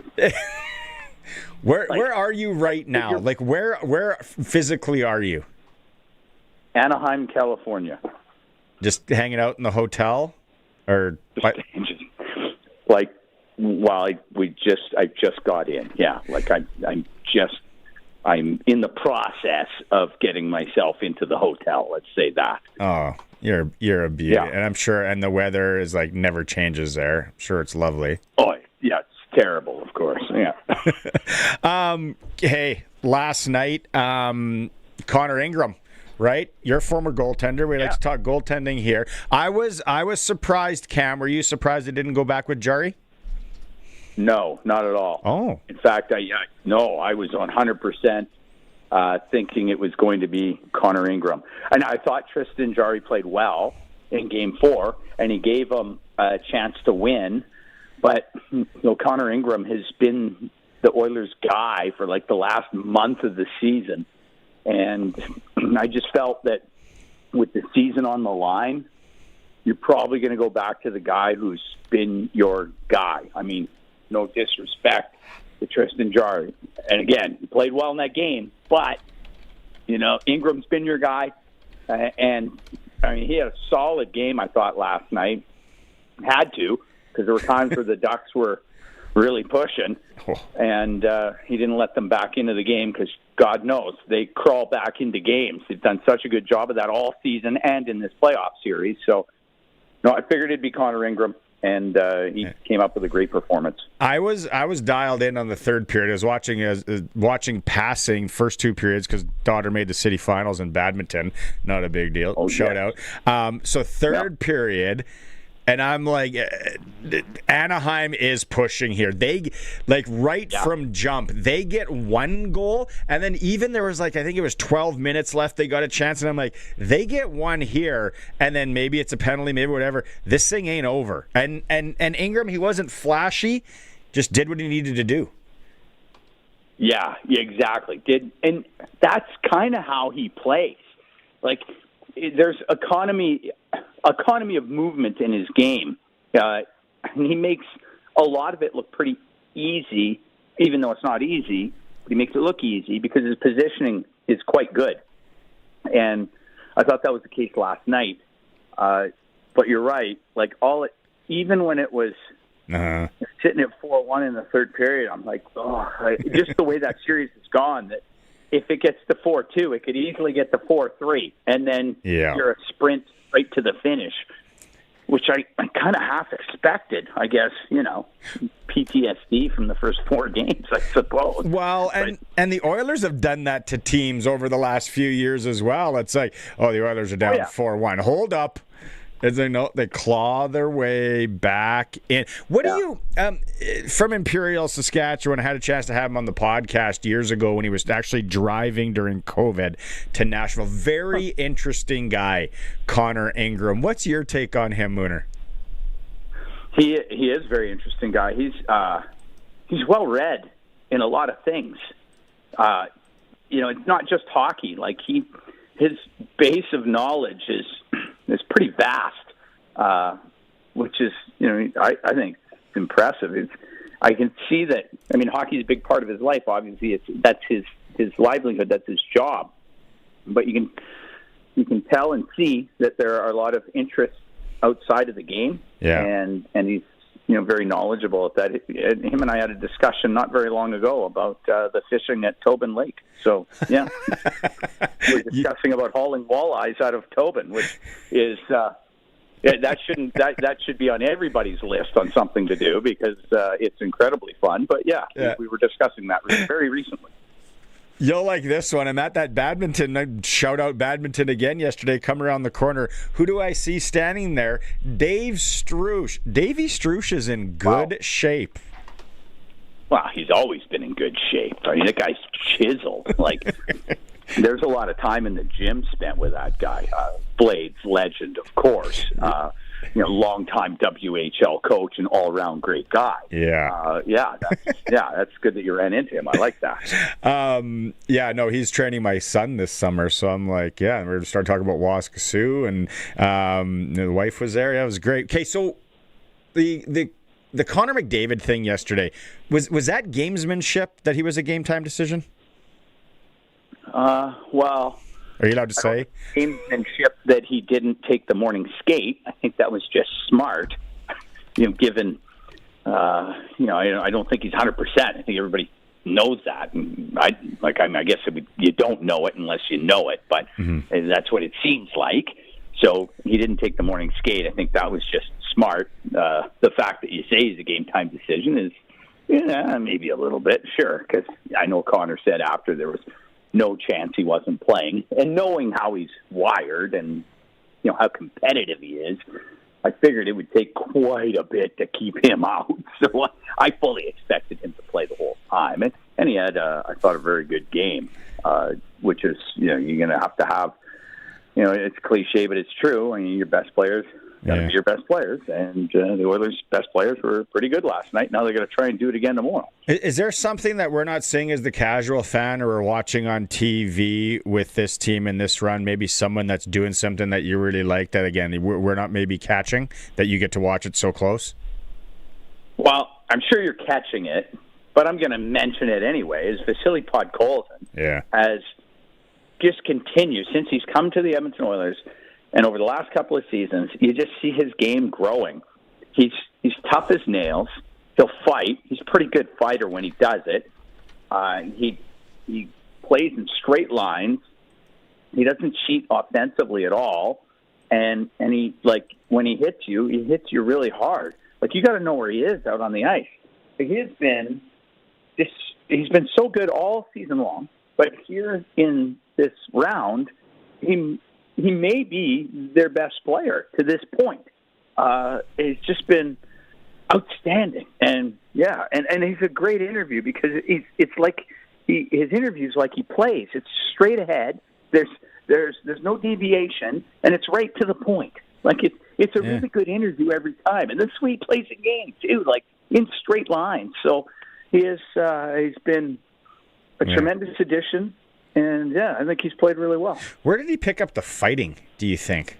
I don't know. That's weird. It scares the hell out of me. Like I've seen him administer some damage. Like he's a shade. Like he's shades of the old school player. Like he could have played in the late '80s for sure.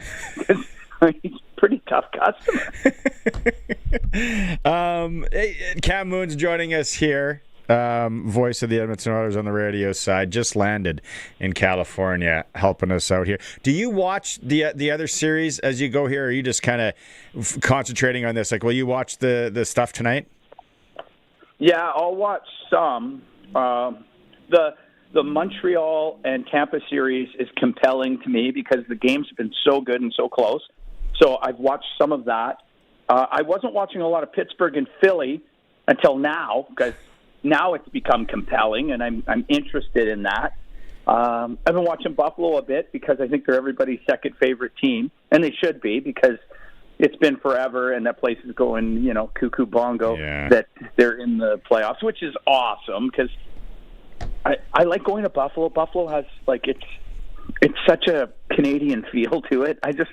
I like going there. I like the vibe. I like everything about it. I don't know. It's just it feels like hockey. You know what I mean? When you go there, it feels like hockey. So I want them to have some success. Yeah. And in closing, I can't remember back, Sask Place back in the day. The goal judges were like a god. It's like, oh wait, everybody park the seas. The goal judge is coming. Do they even have goal judges anymore? Not behind the net, I don't know. Yeah, no, not like the old school. They're basically the goal judge, the video replay guy upstairs. Because I was wondering, I'm like, if there's a guy still sitting there, talk about how useless he would have been the other night. He probably wouldn't have caught what happened, and then with all the other angles and all that. But that happens. That happens, Mooner, back in the mid '90s, early '90s, '80s, or whatever. That poor goal judge is getting lambasted regardless. I remember us getting screwed over by a goal judge at the Communiplex in PA. I'll tell you right now, I don't think that puck ever went in the net. And then there was a great big hoop-de-doo. At that point, Bob Hoffmeyer was then coaching as Terry Viskowski got ousted at the All-Star break. And Bob was so pissed, he shimmied the glass to go talk to the guy because the guy came around, the goal judge came around to talk to the referee over the short glass on the side. And then Hoffmeyer went down the glass. Then he went out on the ice and he got kicked out of the game and all hell broke loose and it was sold out. It was complete pandemonium. And I'm pretty sure that never went in. I never saw it in. It was underneath me somewhere.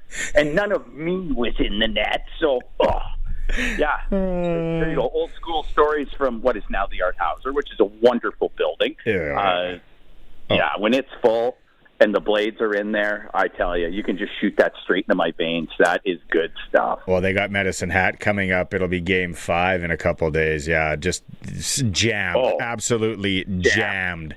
That's how it should be, though. And I will put that concession at the Art Hauser, pound for pound. I'll put it up against anybody. That food is good there, like really good. Better than a Honda Center where you're going to be tomorrow night. Hey, appreciate you taking this call and hopping on as always. Absolutely love it, and curious how things play out here in the next few days. Okay, thanks for having me on. I don't know if you put a picture up of me like while I was on the phone. Like on the phone right now. We did. You did? You did? Yeah. Did I have hair? Is it like an old picture? No, next time though, even if we can do it video, let's do it this way, and we'll find. I have that old hockey card that used to have the police officers used to hand out in Saskatoon. Yeah. We'll put that one. I'll grab it from my mom's basement and we'll put it up. That's beautiful. That's hockey right there. Okay, yeah, I'm all down for that. Thanks, Mooner. Appreciate you. Oh, yeah, talk to you later. Edmonton Oilers voice on the radio. So he calls a great game. Long time Red Deer Rebels play-by-play guy as well. Oh, man. That's great. Yeah, that was our NHL Insider for Sports Select. Make your picks online. Generate QR code. Scan away. Every bet is 100% legal. A chance of winning cash in hand. Must be 18 plus to play. Play responsibly. It's the Sportscage. We're in the home of sports in Saskatchewan, 620 CKRM. To celebrate CKRM's 100th anniversary, we're honoring the icons who helped shape this station into what it is today. Our next 620 CKRM icon inductee, Colin Lovequist. Here's a behind-the-mic moment with Colin Lovequist. You hear the stories of the kids taking their transistors into the bedroom, listening to the radio at night, and I'd tune into Keys Country down in North Dakota, and I'd tune into Detroit, and I'd get a station, I think it was Portland, Oregon. I'd hear the Wolfman Jack at night at about midnight. And I thought, this is the greatest thing. And then growing up on the farm, we'd always come in for dinner and we'd have our Campbell's soup and our bologna sandwich, and the radio would go on, and there was 620 CKRM, or back in those days 980, and I'd start talking to Dad, and we'd be reminiscing or something. Dad would hush me, said, "Be quiet, Jim Smalley's on. Grain prices." I thought, who's this guy that has this much power over my father that he could do that? Make me stop talking. So I thought, well, that's the first that's ever happened. So I got this little seed planted, and then, over the years, I was a big collector I'd get my $20 and I'd buy some comics, some sports cards, and then I'd buy 2 or 3 records from the drugstore, the hardware store in Broadview. So I had this massive collection of music, and that led into doing the school dances, and then I was emceeing minor hockey and doing the figure skating club, emceeing all their functions, and it just snowballed. To hear the full extended interview, visit our 100th year page at 620ckrm.com or sastoday.ca. Winter in Saskatchewan tests everything, our patience, vehicles, and sometimes our bumpers. From icy parking lot dings to serious highway mishaps, choosing local matters. At Regina Motor Products Collision Center, we're Saskatchewan owned, run, and we drive these roads too. An SGI accredited full-service collision center working on all makes and models. Submit your SGI claim and book your appraisal. It's easy. When you need repairs you can trust, it's neighbors helping neighbors. Regina Motor Products Collision Center, south at Highways 1 and 6 Albert Street. rmpchevrolet.com. You cut the grass, we'll cut the deal at Brandt Agriculture. Get 0% financing for 84 months, plus cash rebates and bonuses on select John Deere turf equipment. Save on compact utility tractors, riding lawnmowers, and utility vehicles. Get it from people who get it. Offer ends April 30th, 2026. Some restrictions may apply. See dealer for details. Got a landscape project in mind this year, but not sure how to bring it together? Hi, I'm Sean from the Rusty Shovel Landscape Shop. This is where projects get stuck, not knowing what to do first. That's what our project consult is for. We'll come out, walk the space with you, and help you build a clear plan. Whether you're doing it yourself or need a contractor, we'll point you in the right direction. Book your project consult today at therustyshovel.ca/consult. Great projects start at the shovel. The Rusty Shovel Landscape Shop. 2 green thumbs up. Out here in southern Saskatchewan, the sun shows up for work every day. Might as well make it earn its keep. That's where Keln Solar comes in. These folks travel all over the province helping people put solar on their homes, farms, and cabins. They're local guys, Sask-born, Sask-raised, and not going anywhere. Except, to your place. Now's the time to start planning for spring and summer 2026 bookings. Give Keln Solar a call and they'll come show you your best options. Keln Solar. They move the power so you don't have to. KelnSolar.com.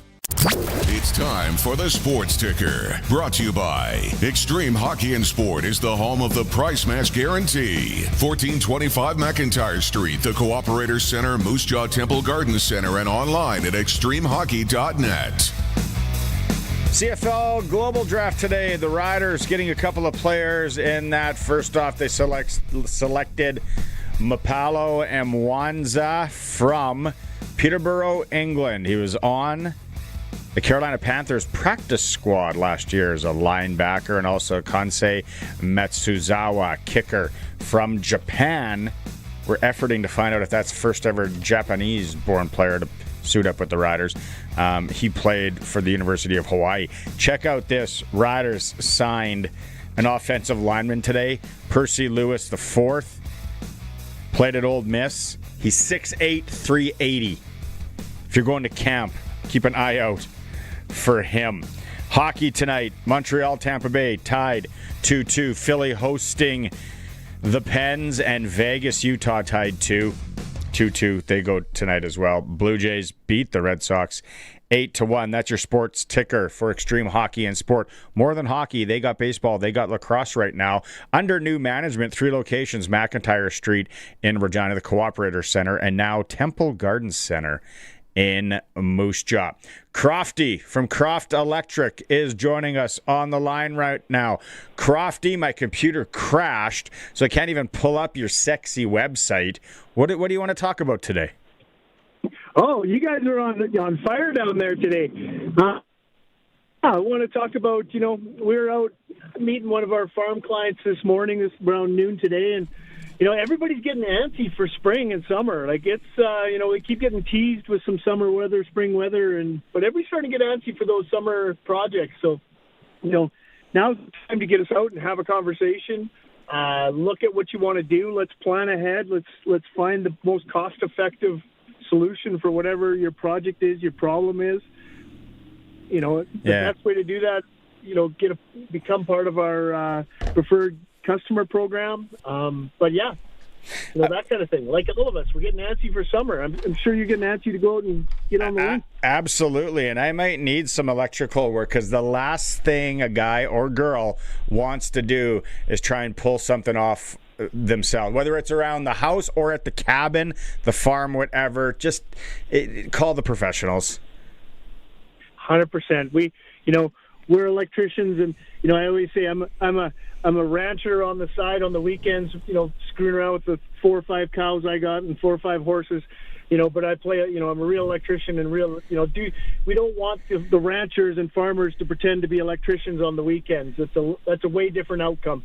We want to make sure you hire professionals. We'll make sure it's done right, done once. Do it right, do it once, as we say, and safe. Are you watching any of the NHL playoffs?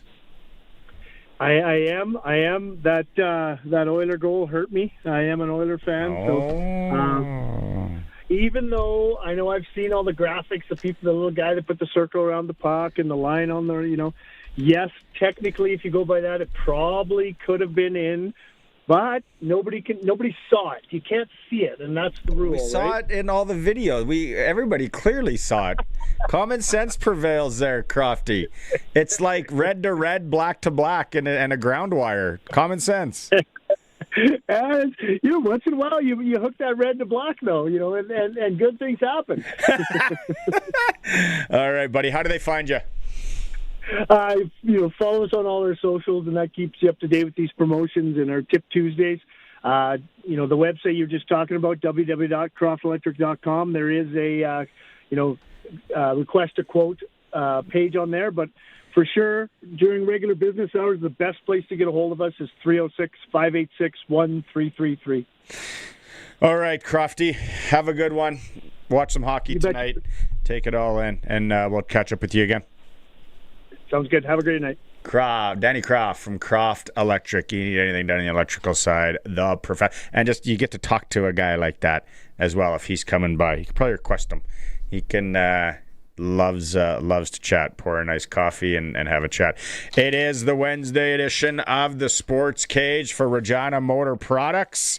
Early tire swap offer on now. Book before April 30th. Save $10 on an on-rim, $20 on an off-rim changeover.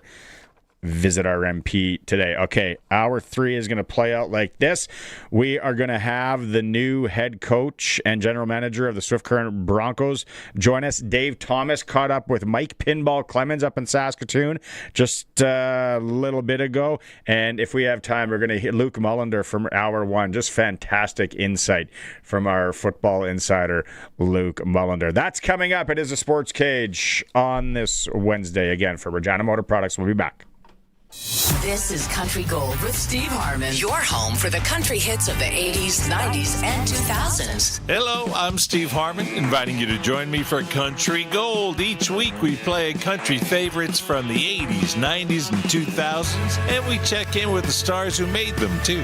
This weekend on Country Gold. Country Gold, brought to you by Trent Dickin and his experienced team at Flooring Superstore. Saturday mornings at 6 and Sunday afternoons at 4 on the Voice of Saskatchewan, 620 CKRM. You know that Extreme Hockey and Sport has everything you need for hockey, but spring is just around the corner. They're thinking baseball. Be all set for the ball diamond with team kits, bats, gloves, accessories, and training products all in stock. And let's not forget about lacrosse. Don't let spring throw you a curveball. Be ready with Extreme Hockey and Sport, locally owned, community focused, 1425 McIntyre Street at the Cooperator Center, now in Moose Jaw, and online at extremehockey.net. Picture this, a crust so golden it could blind a superhero. Toppings piled higher than a stack of pancakes on a trampoline. Every bite, a flavor explosion. Every slice, a hug for your taste buds. Garlic, roasted to perfection. Pepperoni, perfectly spicy. Western Pizza is so good, you'll argue who gets the last slice. Western Pizza, dine in or take out today. And get it hot, get it fast. Western Pizza. Did he really drop $500,000 on that used drill? Yep. And still hasn't figured out openers matter more than gadgets. Textbook Bill, right? Morning, everyone. That drill is fancy, but it won't make up for worn openers. Missed rows, poor placement, it always happens by the road. Check them now, swap them if you need. Fancy drill or not, accuracy and consistency starts at the opener. Talk to Andrew or your local Dutch dealer. Dutch Agriculture, precision where it counts. Visit DutchOpeners.com. Dutch Agriculture, on farm for you. Unexpected item in bagging area. Could have skipped it? Should have skipped it. Thanks. Hello Groceries, goodbye grocery store. With the Skip app, get your favorite stores with no aisles for miles. Skip to the good part. We are the Voice of Saskatchewan, 620 CKRM Regina, a Harvard media station. CKRM.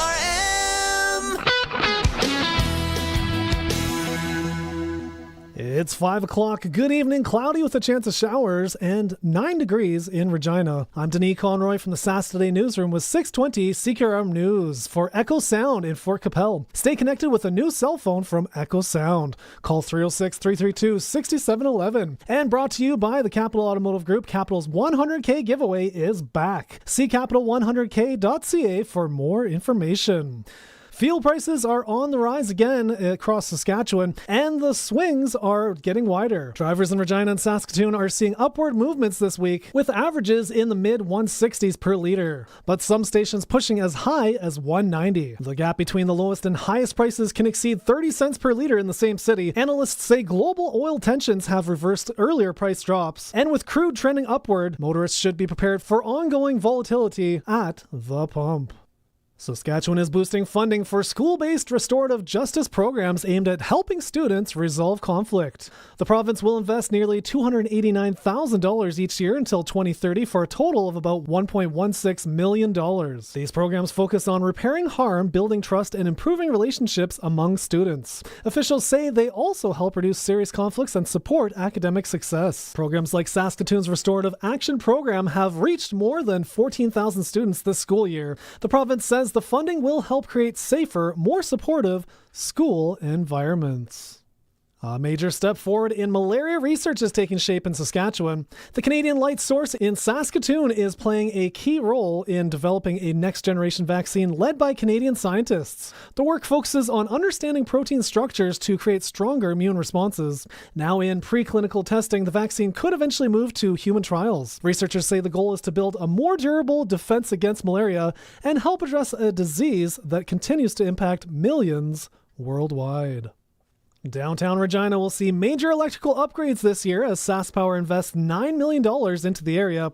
Crews will replace underground cables and other equipment that is reaching the end of its life. The work runs from May until October and is part of a long-term effort to strengthen the system. SaskPower says much of the infrastructure is underground, so some streets and sidewalks may be affected.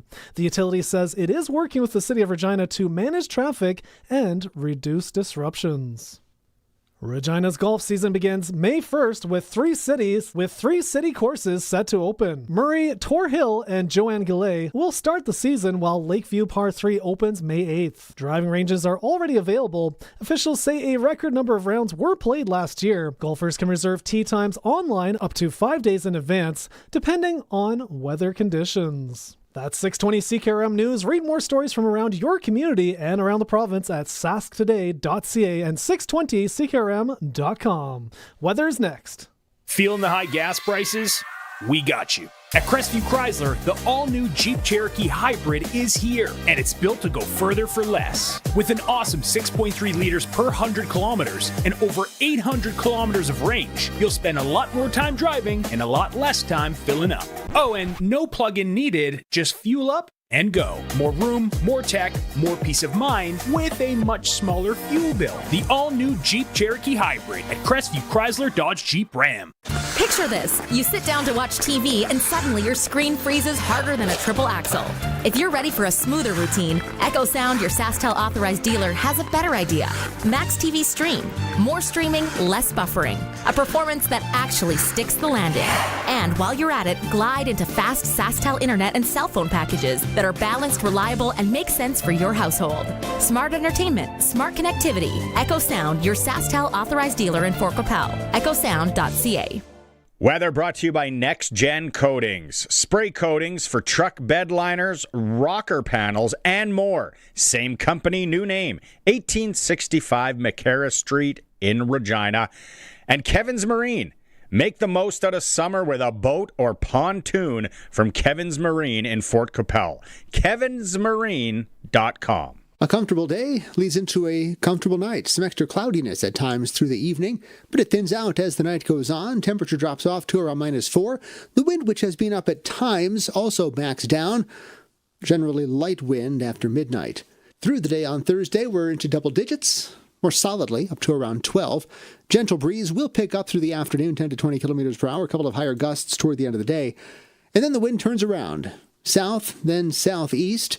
And we get into that southerly wind flow, which brings in warmer temperatures to close out the week, holding right around freezing, maybe just above in spots Thursday night, and partly to mostly sunny on Friday with a high at 19. Saturday, partly sunny, not quite as warm, but almost on par for this time of year at 14, and mostly sunny on Sunday as well with a high of 17, staying close to average early week, then backing down for the middle and end of next week.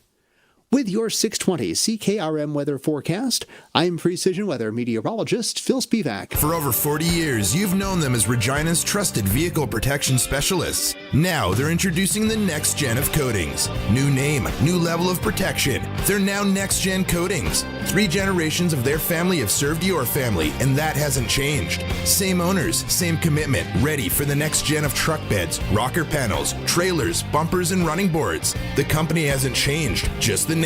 Next Gen Coatings, 1865 McCarra Street. The next gen starts now. At Kevin's Marine, the lineup is stacked and ready. Legendary Lund boats built for serious fishing and non-stop family fun. Stretch out, crank the tunes, and cruise in style on a brand new pontoon from Bentley or Crest. Or drop the throttle and make waves in a 4-wind sport boat. All powered by trusted Mercury 4-stroke motors. Right now, manufacturer rebates, dealer discounts, and low payment financing. Make decking easy with Shoremaster aluminum docks and lifts. Visit Kevin's Marine in Fort Qu'Appelle or kevinsmarine.com. Broadcasting from Century Studios in downtown Regina, Harvard Media presents The Sportscage, where Saskatchewan comes to talk local sports. Brought to you by Regina Motor Products. RMP Early Bird Tire Offer on now. Book before April 30th to save $10 on an on-rim and $20 on an off-rim tire changeover. Visit RMP today. Be part of the show. Call 1-866-767-0620 or text 306-936-60 2262. The Sports Cage. Streaming at sportscage.com, our YouTube channel, and on the radio at 620 CKRM. Welcome back. Wednesday edition of Sports Cage. Go back podcast form as always, wherever you listen to podcasts, if you missed any of it, or you can watch it in YouTube later. Show so far. Lots of CFL draft audio. Heard from Jeremy O'Day off the hop. Also, Luke Mullinder joined us. We're going to play part of that again here in this hour. Great stuff from Luke.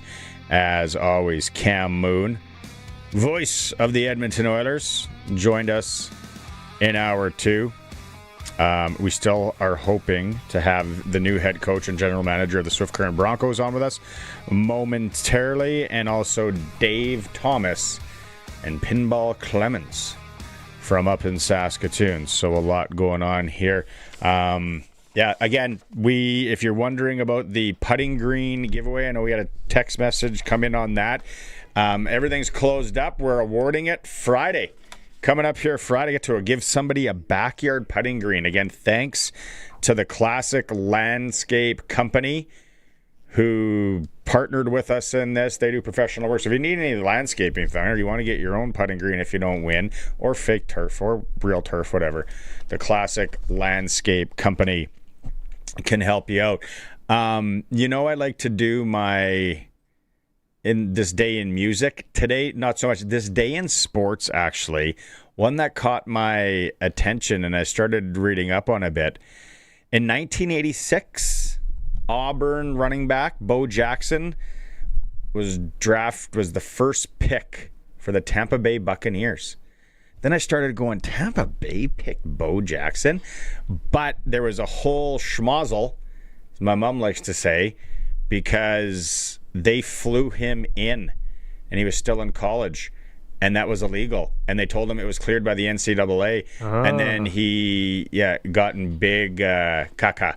So then he said, hey, you take me, I'm not playing for you. And they did anyway, and then he went back in and ended up landing with the Los Angeles Raiders. Bojack, what an athlete. That 30 for 30 is something great. Western pizza tonight. Why wouldn't a guy or girl grab a pie, any of the Greek favorites, watch some hockey? Colson, you're going to maybe flip that over. We should give people an update on that. Out on the Western Pizza guest hotline right now, joining us, new general manager, head coach of the Swift Current Broncos, Travis Crickard. I had to wear the lid today.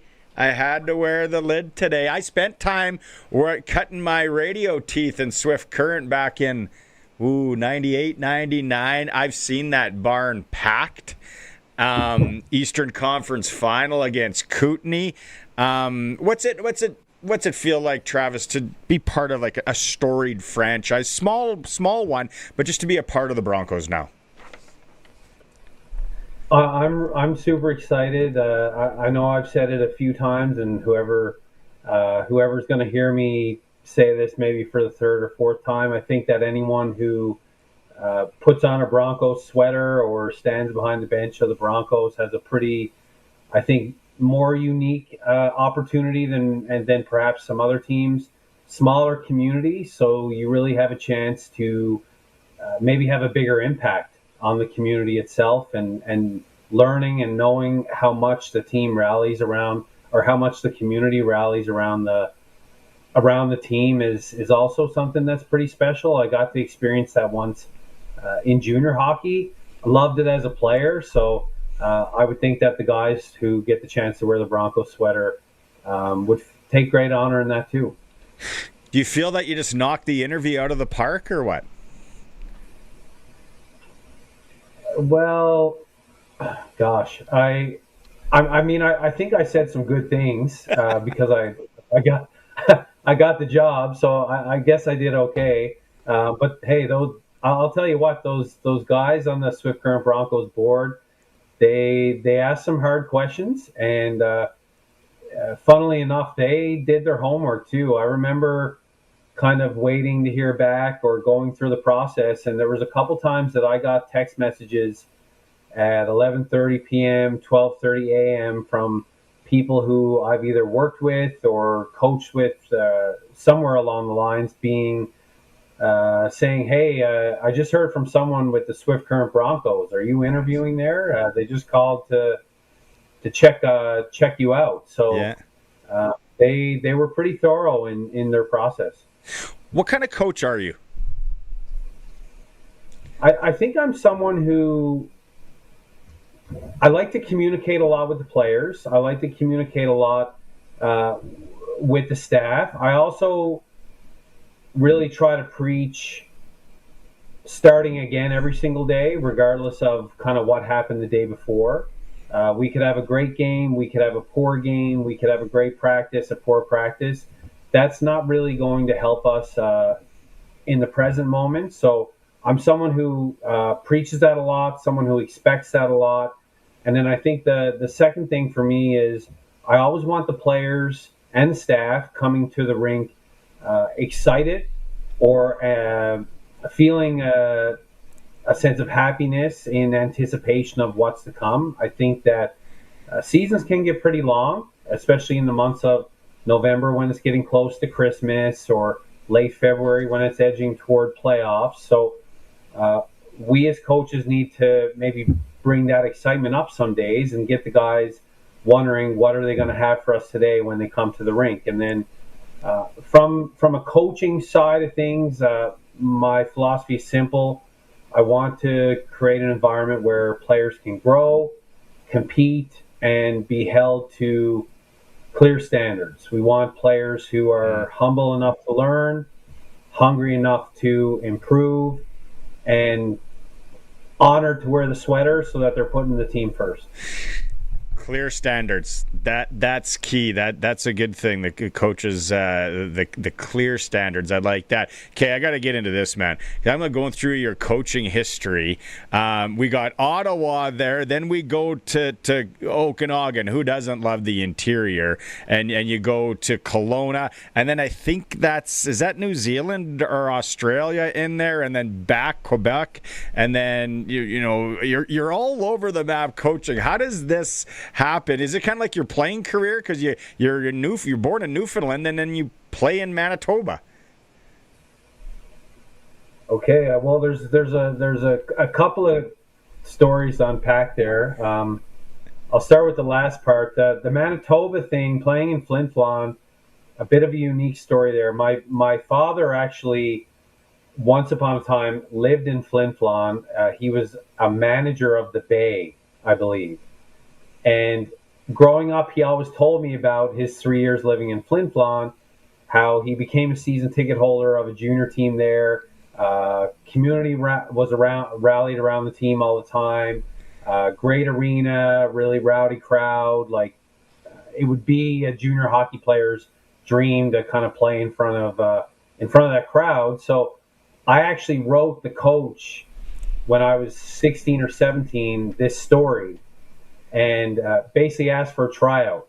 And he granted me the opportunity. I went out there, tried out, and made the team. So that's how I ended up there, simply based on my father's storytelling.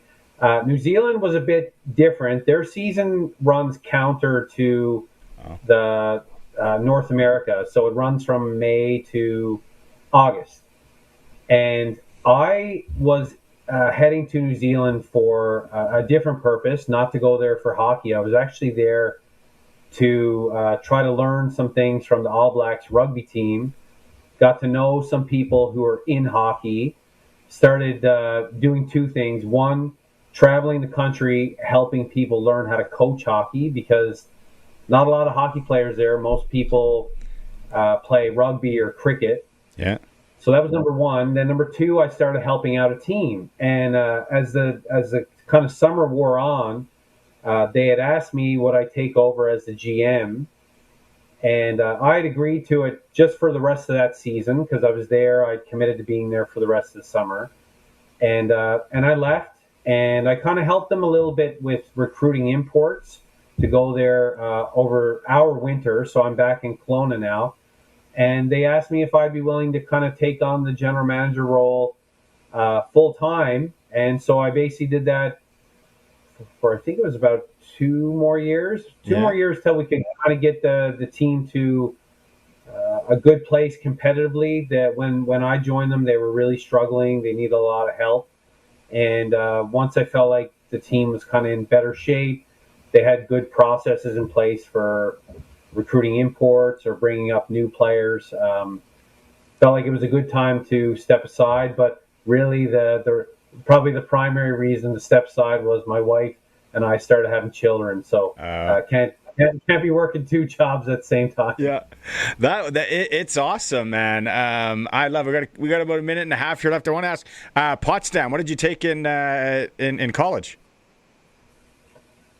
So I was taking public health and pre-med. I was on a path to try to go to medical school, and I got injured in my senior year, and I wanted to try to redshirt and return the following year. And my coach actually had a meeting with me to discuss my future plans of redshirting, and he asked me if I would consider coaching rather than playing. So that just tells you what he thought about my ability to play right there.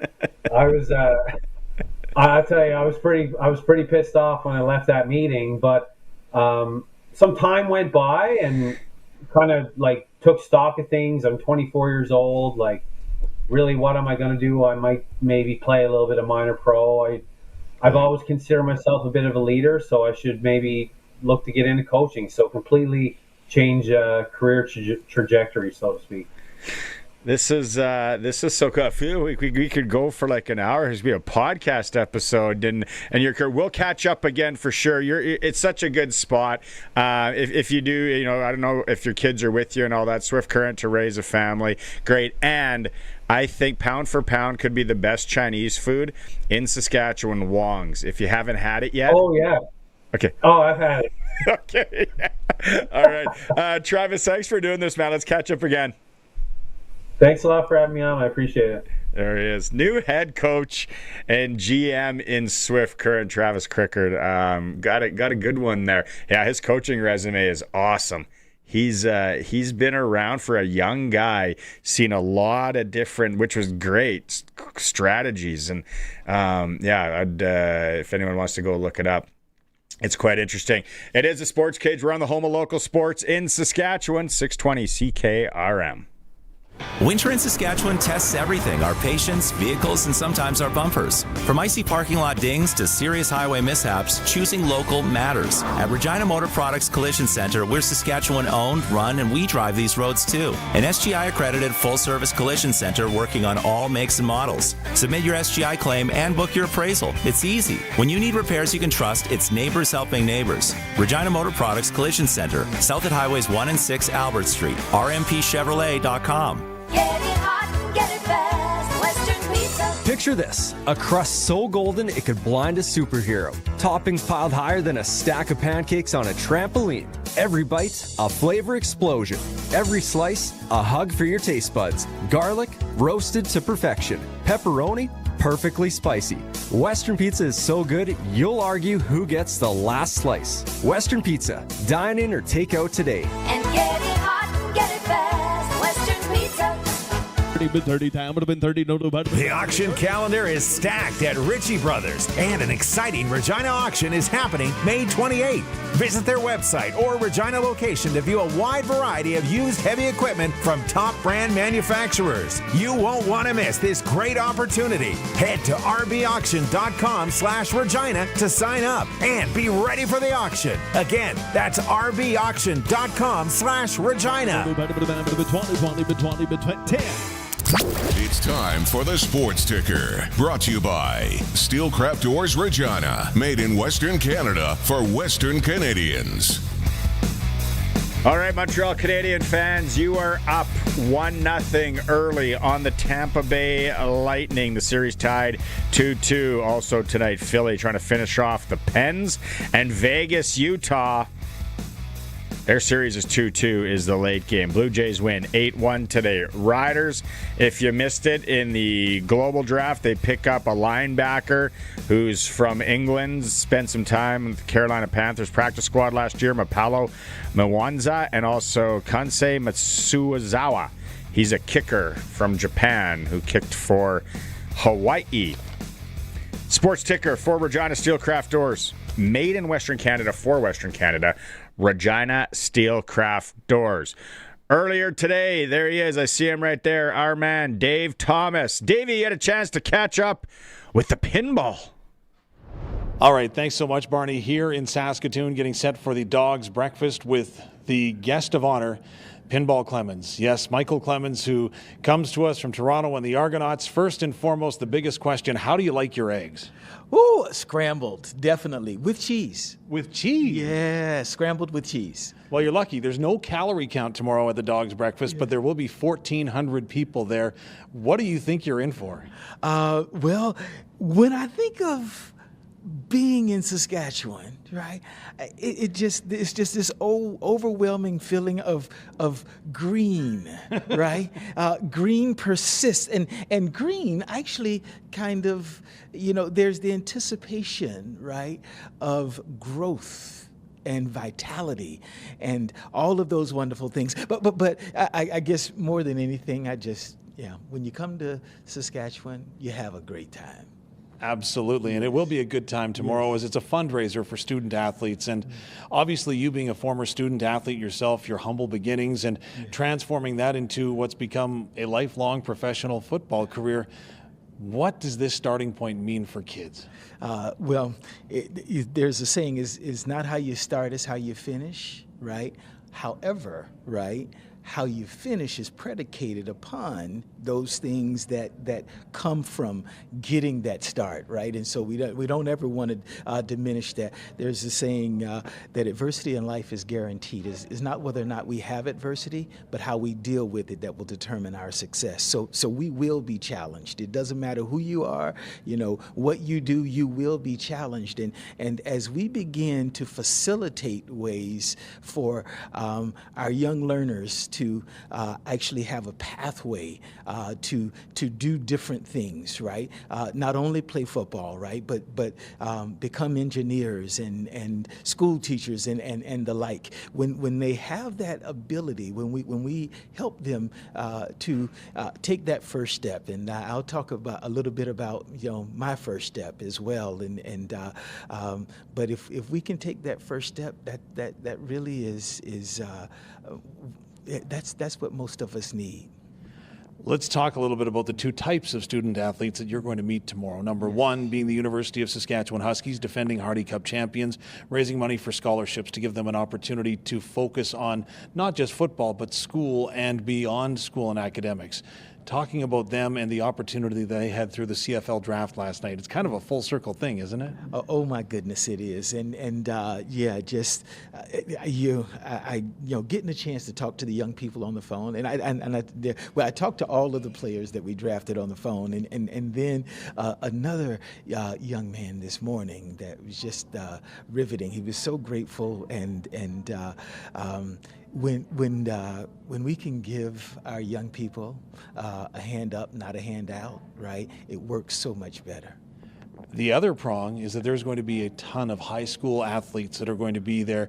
Women's game, flag football game. They have an opportunity to see you, a person that they may only get an opportunity to see on television. What's your message going to be to them? Because really the sky could be the limit for them. Well, when you sort of say, what are you going to say to them? I'll have something planned. And then something that morning will send me a totally different route, right? So we will, though, really just speak to the idea of you're more than enough, right? That you are capable of more than you think, and that you're not alone. Right? That your community is here to support you. Your community is here to help you. I was looking back to see when you joined the front office of the Toronto Argonauts, and I'm like, Man, I remember booing him at Taylor Field. No, I'm just kidding. I'm just kidding. But in saying that, boy, has the game not transformed from the student-athlete level, not just with what they're doing academically. You've got players that are taking engineering degrees, but you've also got athletes that seem to continue to raise the bar. Again and again and again, right? You just the ultimate thing here is that our young people are amazing. They truly are, and the more we give them chances, the more we give them opportunities, the more they shine. And so that is, I think, the concept here that we're capable of more than we think of, and sometimes we need just a little bit of help to identify that, a little bit of encouragement, a little push, and it doesn't matter who you are, right? You could be the child of someone who's extremely successful, right? Or you could have a troubled upbringing, right? The two of them don't seem to make, in the end, right? As long as we have people who support, right? The end doesn't have to be like the beginning. Okay, I need to ask you one more question about the CFL. Of course, there were some changes that were announced yesterday. Now, I'm going to tell you what people have been asking me, and my response has been, people, you know what, my wife says that we should move the couch. And I say that's a great idea, but until I see where the couch has been moved to, I don't really have an opinion because I can't foresee what that might look like. It's pretty exciting, though. What is your take on the schedule and the potential and the new playoff picture? Well, with that, I think giving an opportunity, we have a gentleman who's in office now who has been in charge of television, our broadcast, and that's probably that's certainly one of, if not the most important thing in terms of our growth and expansion here has been television and people getting a chance to see it and experience it. And when you experience Canadian football, you realize that it's the best football in the world. And so consistent with that, every decision that you make, right, on that football field isn't the right one, right? That's a part of it. Yeah. But in the end, what we hope to do is have enough great plays to come out with a win, right? So it's not about, all the details, right? Because the details will tell us at some point, no, this is not good, and we're going to redirect, right? And you can do that. And in this, off the field, we have more than 3 downs. Michael Pinball Clemens, before I let you go, you know what? You look like you could hop out on the field and play right now. There are guys that you talk to that have retired and aren't playing anymore. Say, do you have one more play in you? Do you have one more play in you? And if so, you played with a lot of great players. Who's handing you the football off in the backfield? The guy who's handing me the football is, without question, Doug Flutie. Right, and then I'll very quickly take a knee.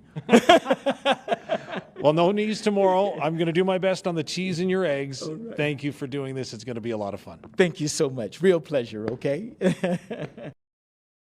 Spring's finally here. Spring in Regina? I'll believe it when I'm sitting on a patio. Then let's get to Pump Jacks. Patio's open. Open now? Yep. Sunday brunch, daily food, and drink specials. Hold on. Brunch and a patio? And weekly live entertainment. All right. That's not spring. That's a lifestyle. On the corner of Albert and 13th, Pump Jack's Cathedral Saloon and Steakhouse. Come early, stay late. The place where friends meet. You cut the grass, we'll cut the deal at Brandt Agriculture. Get 0% financing for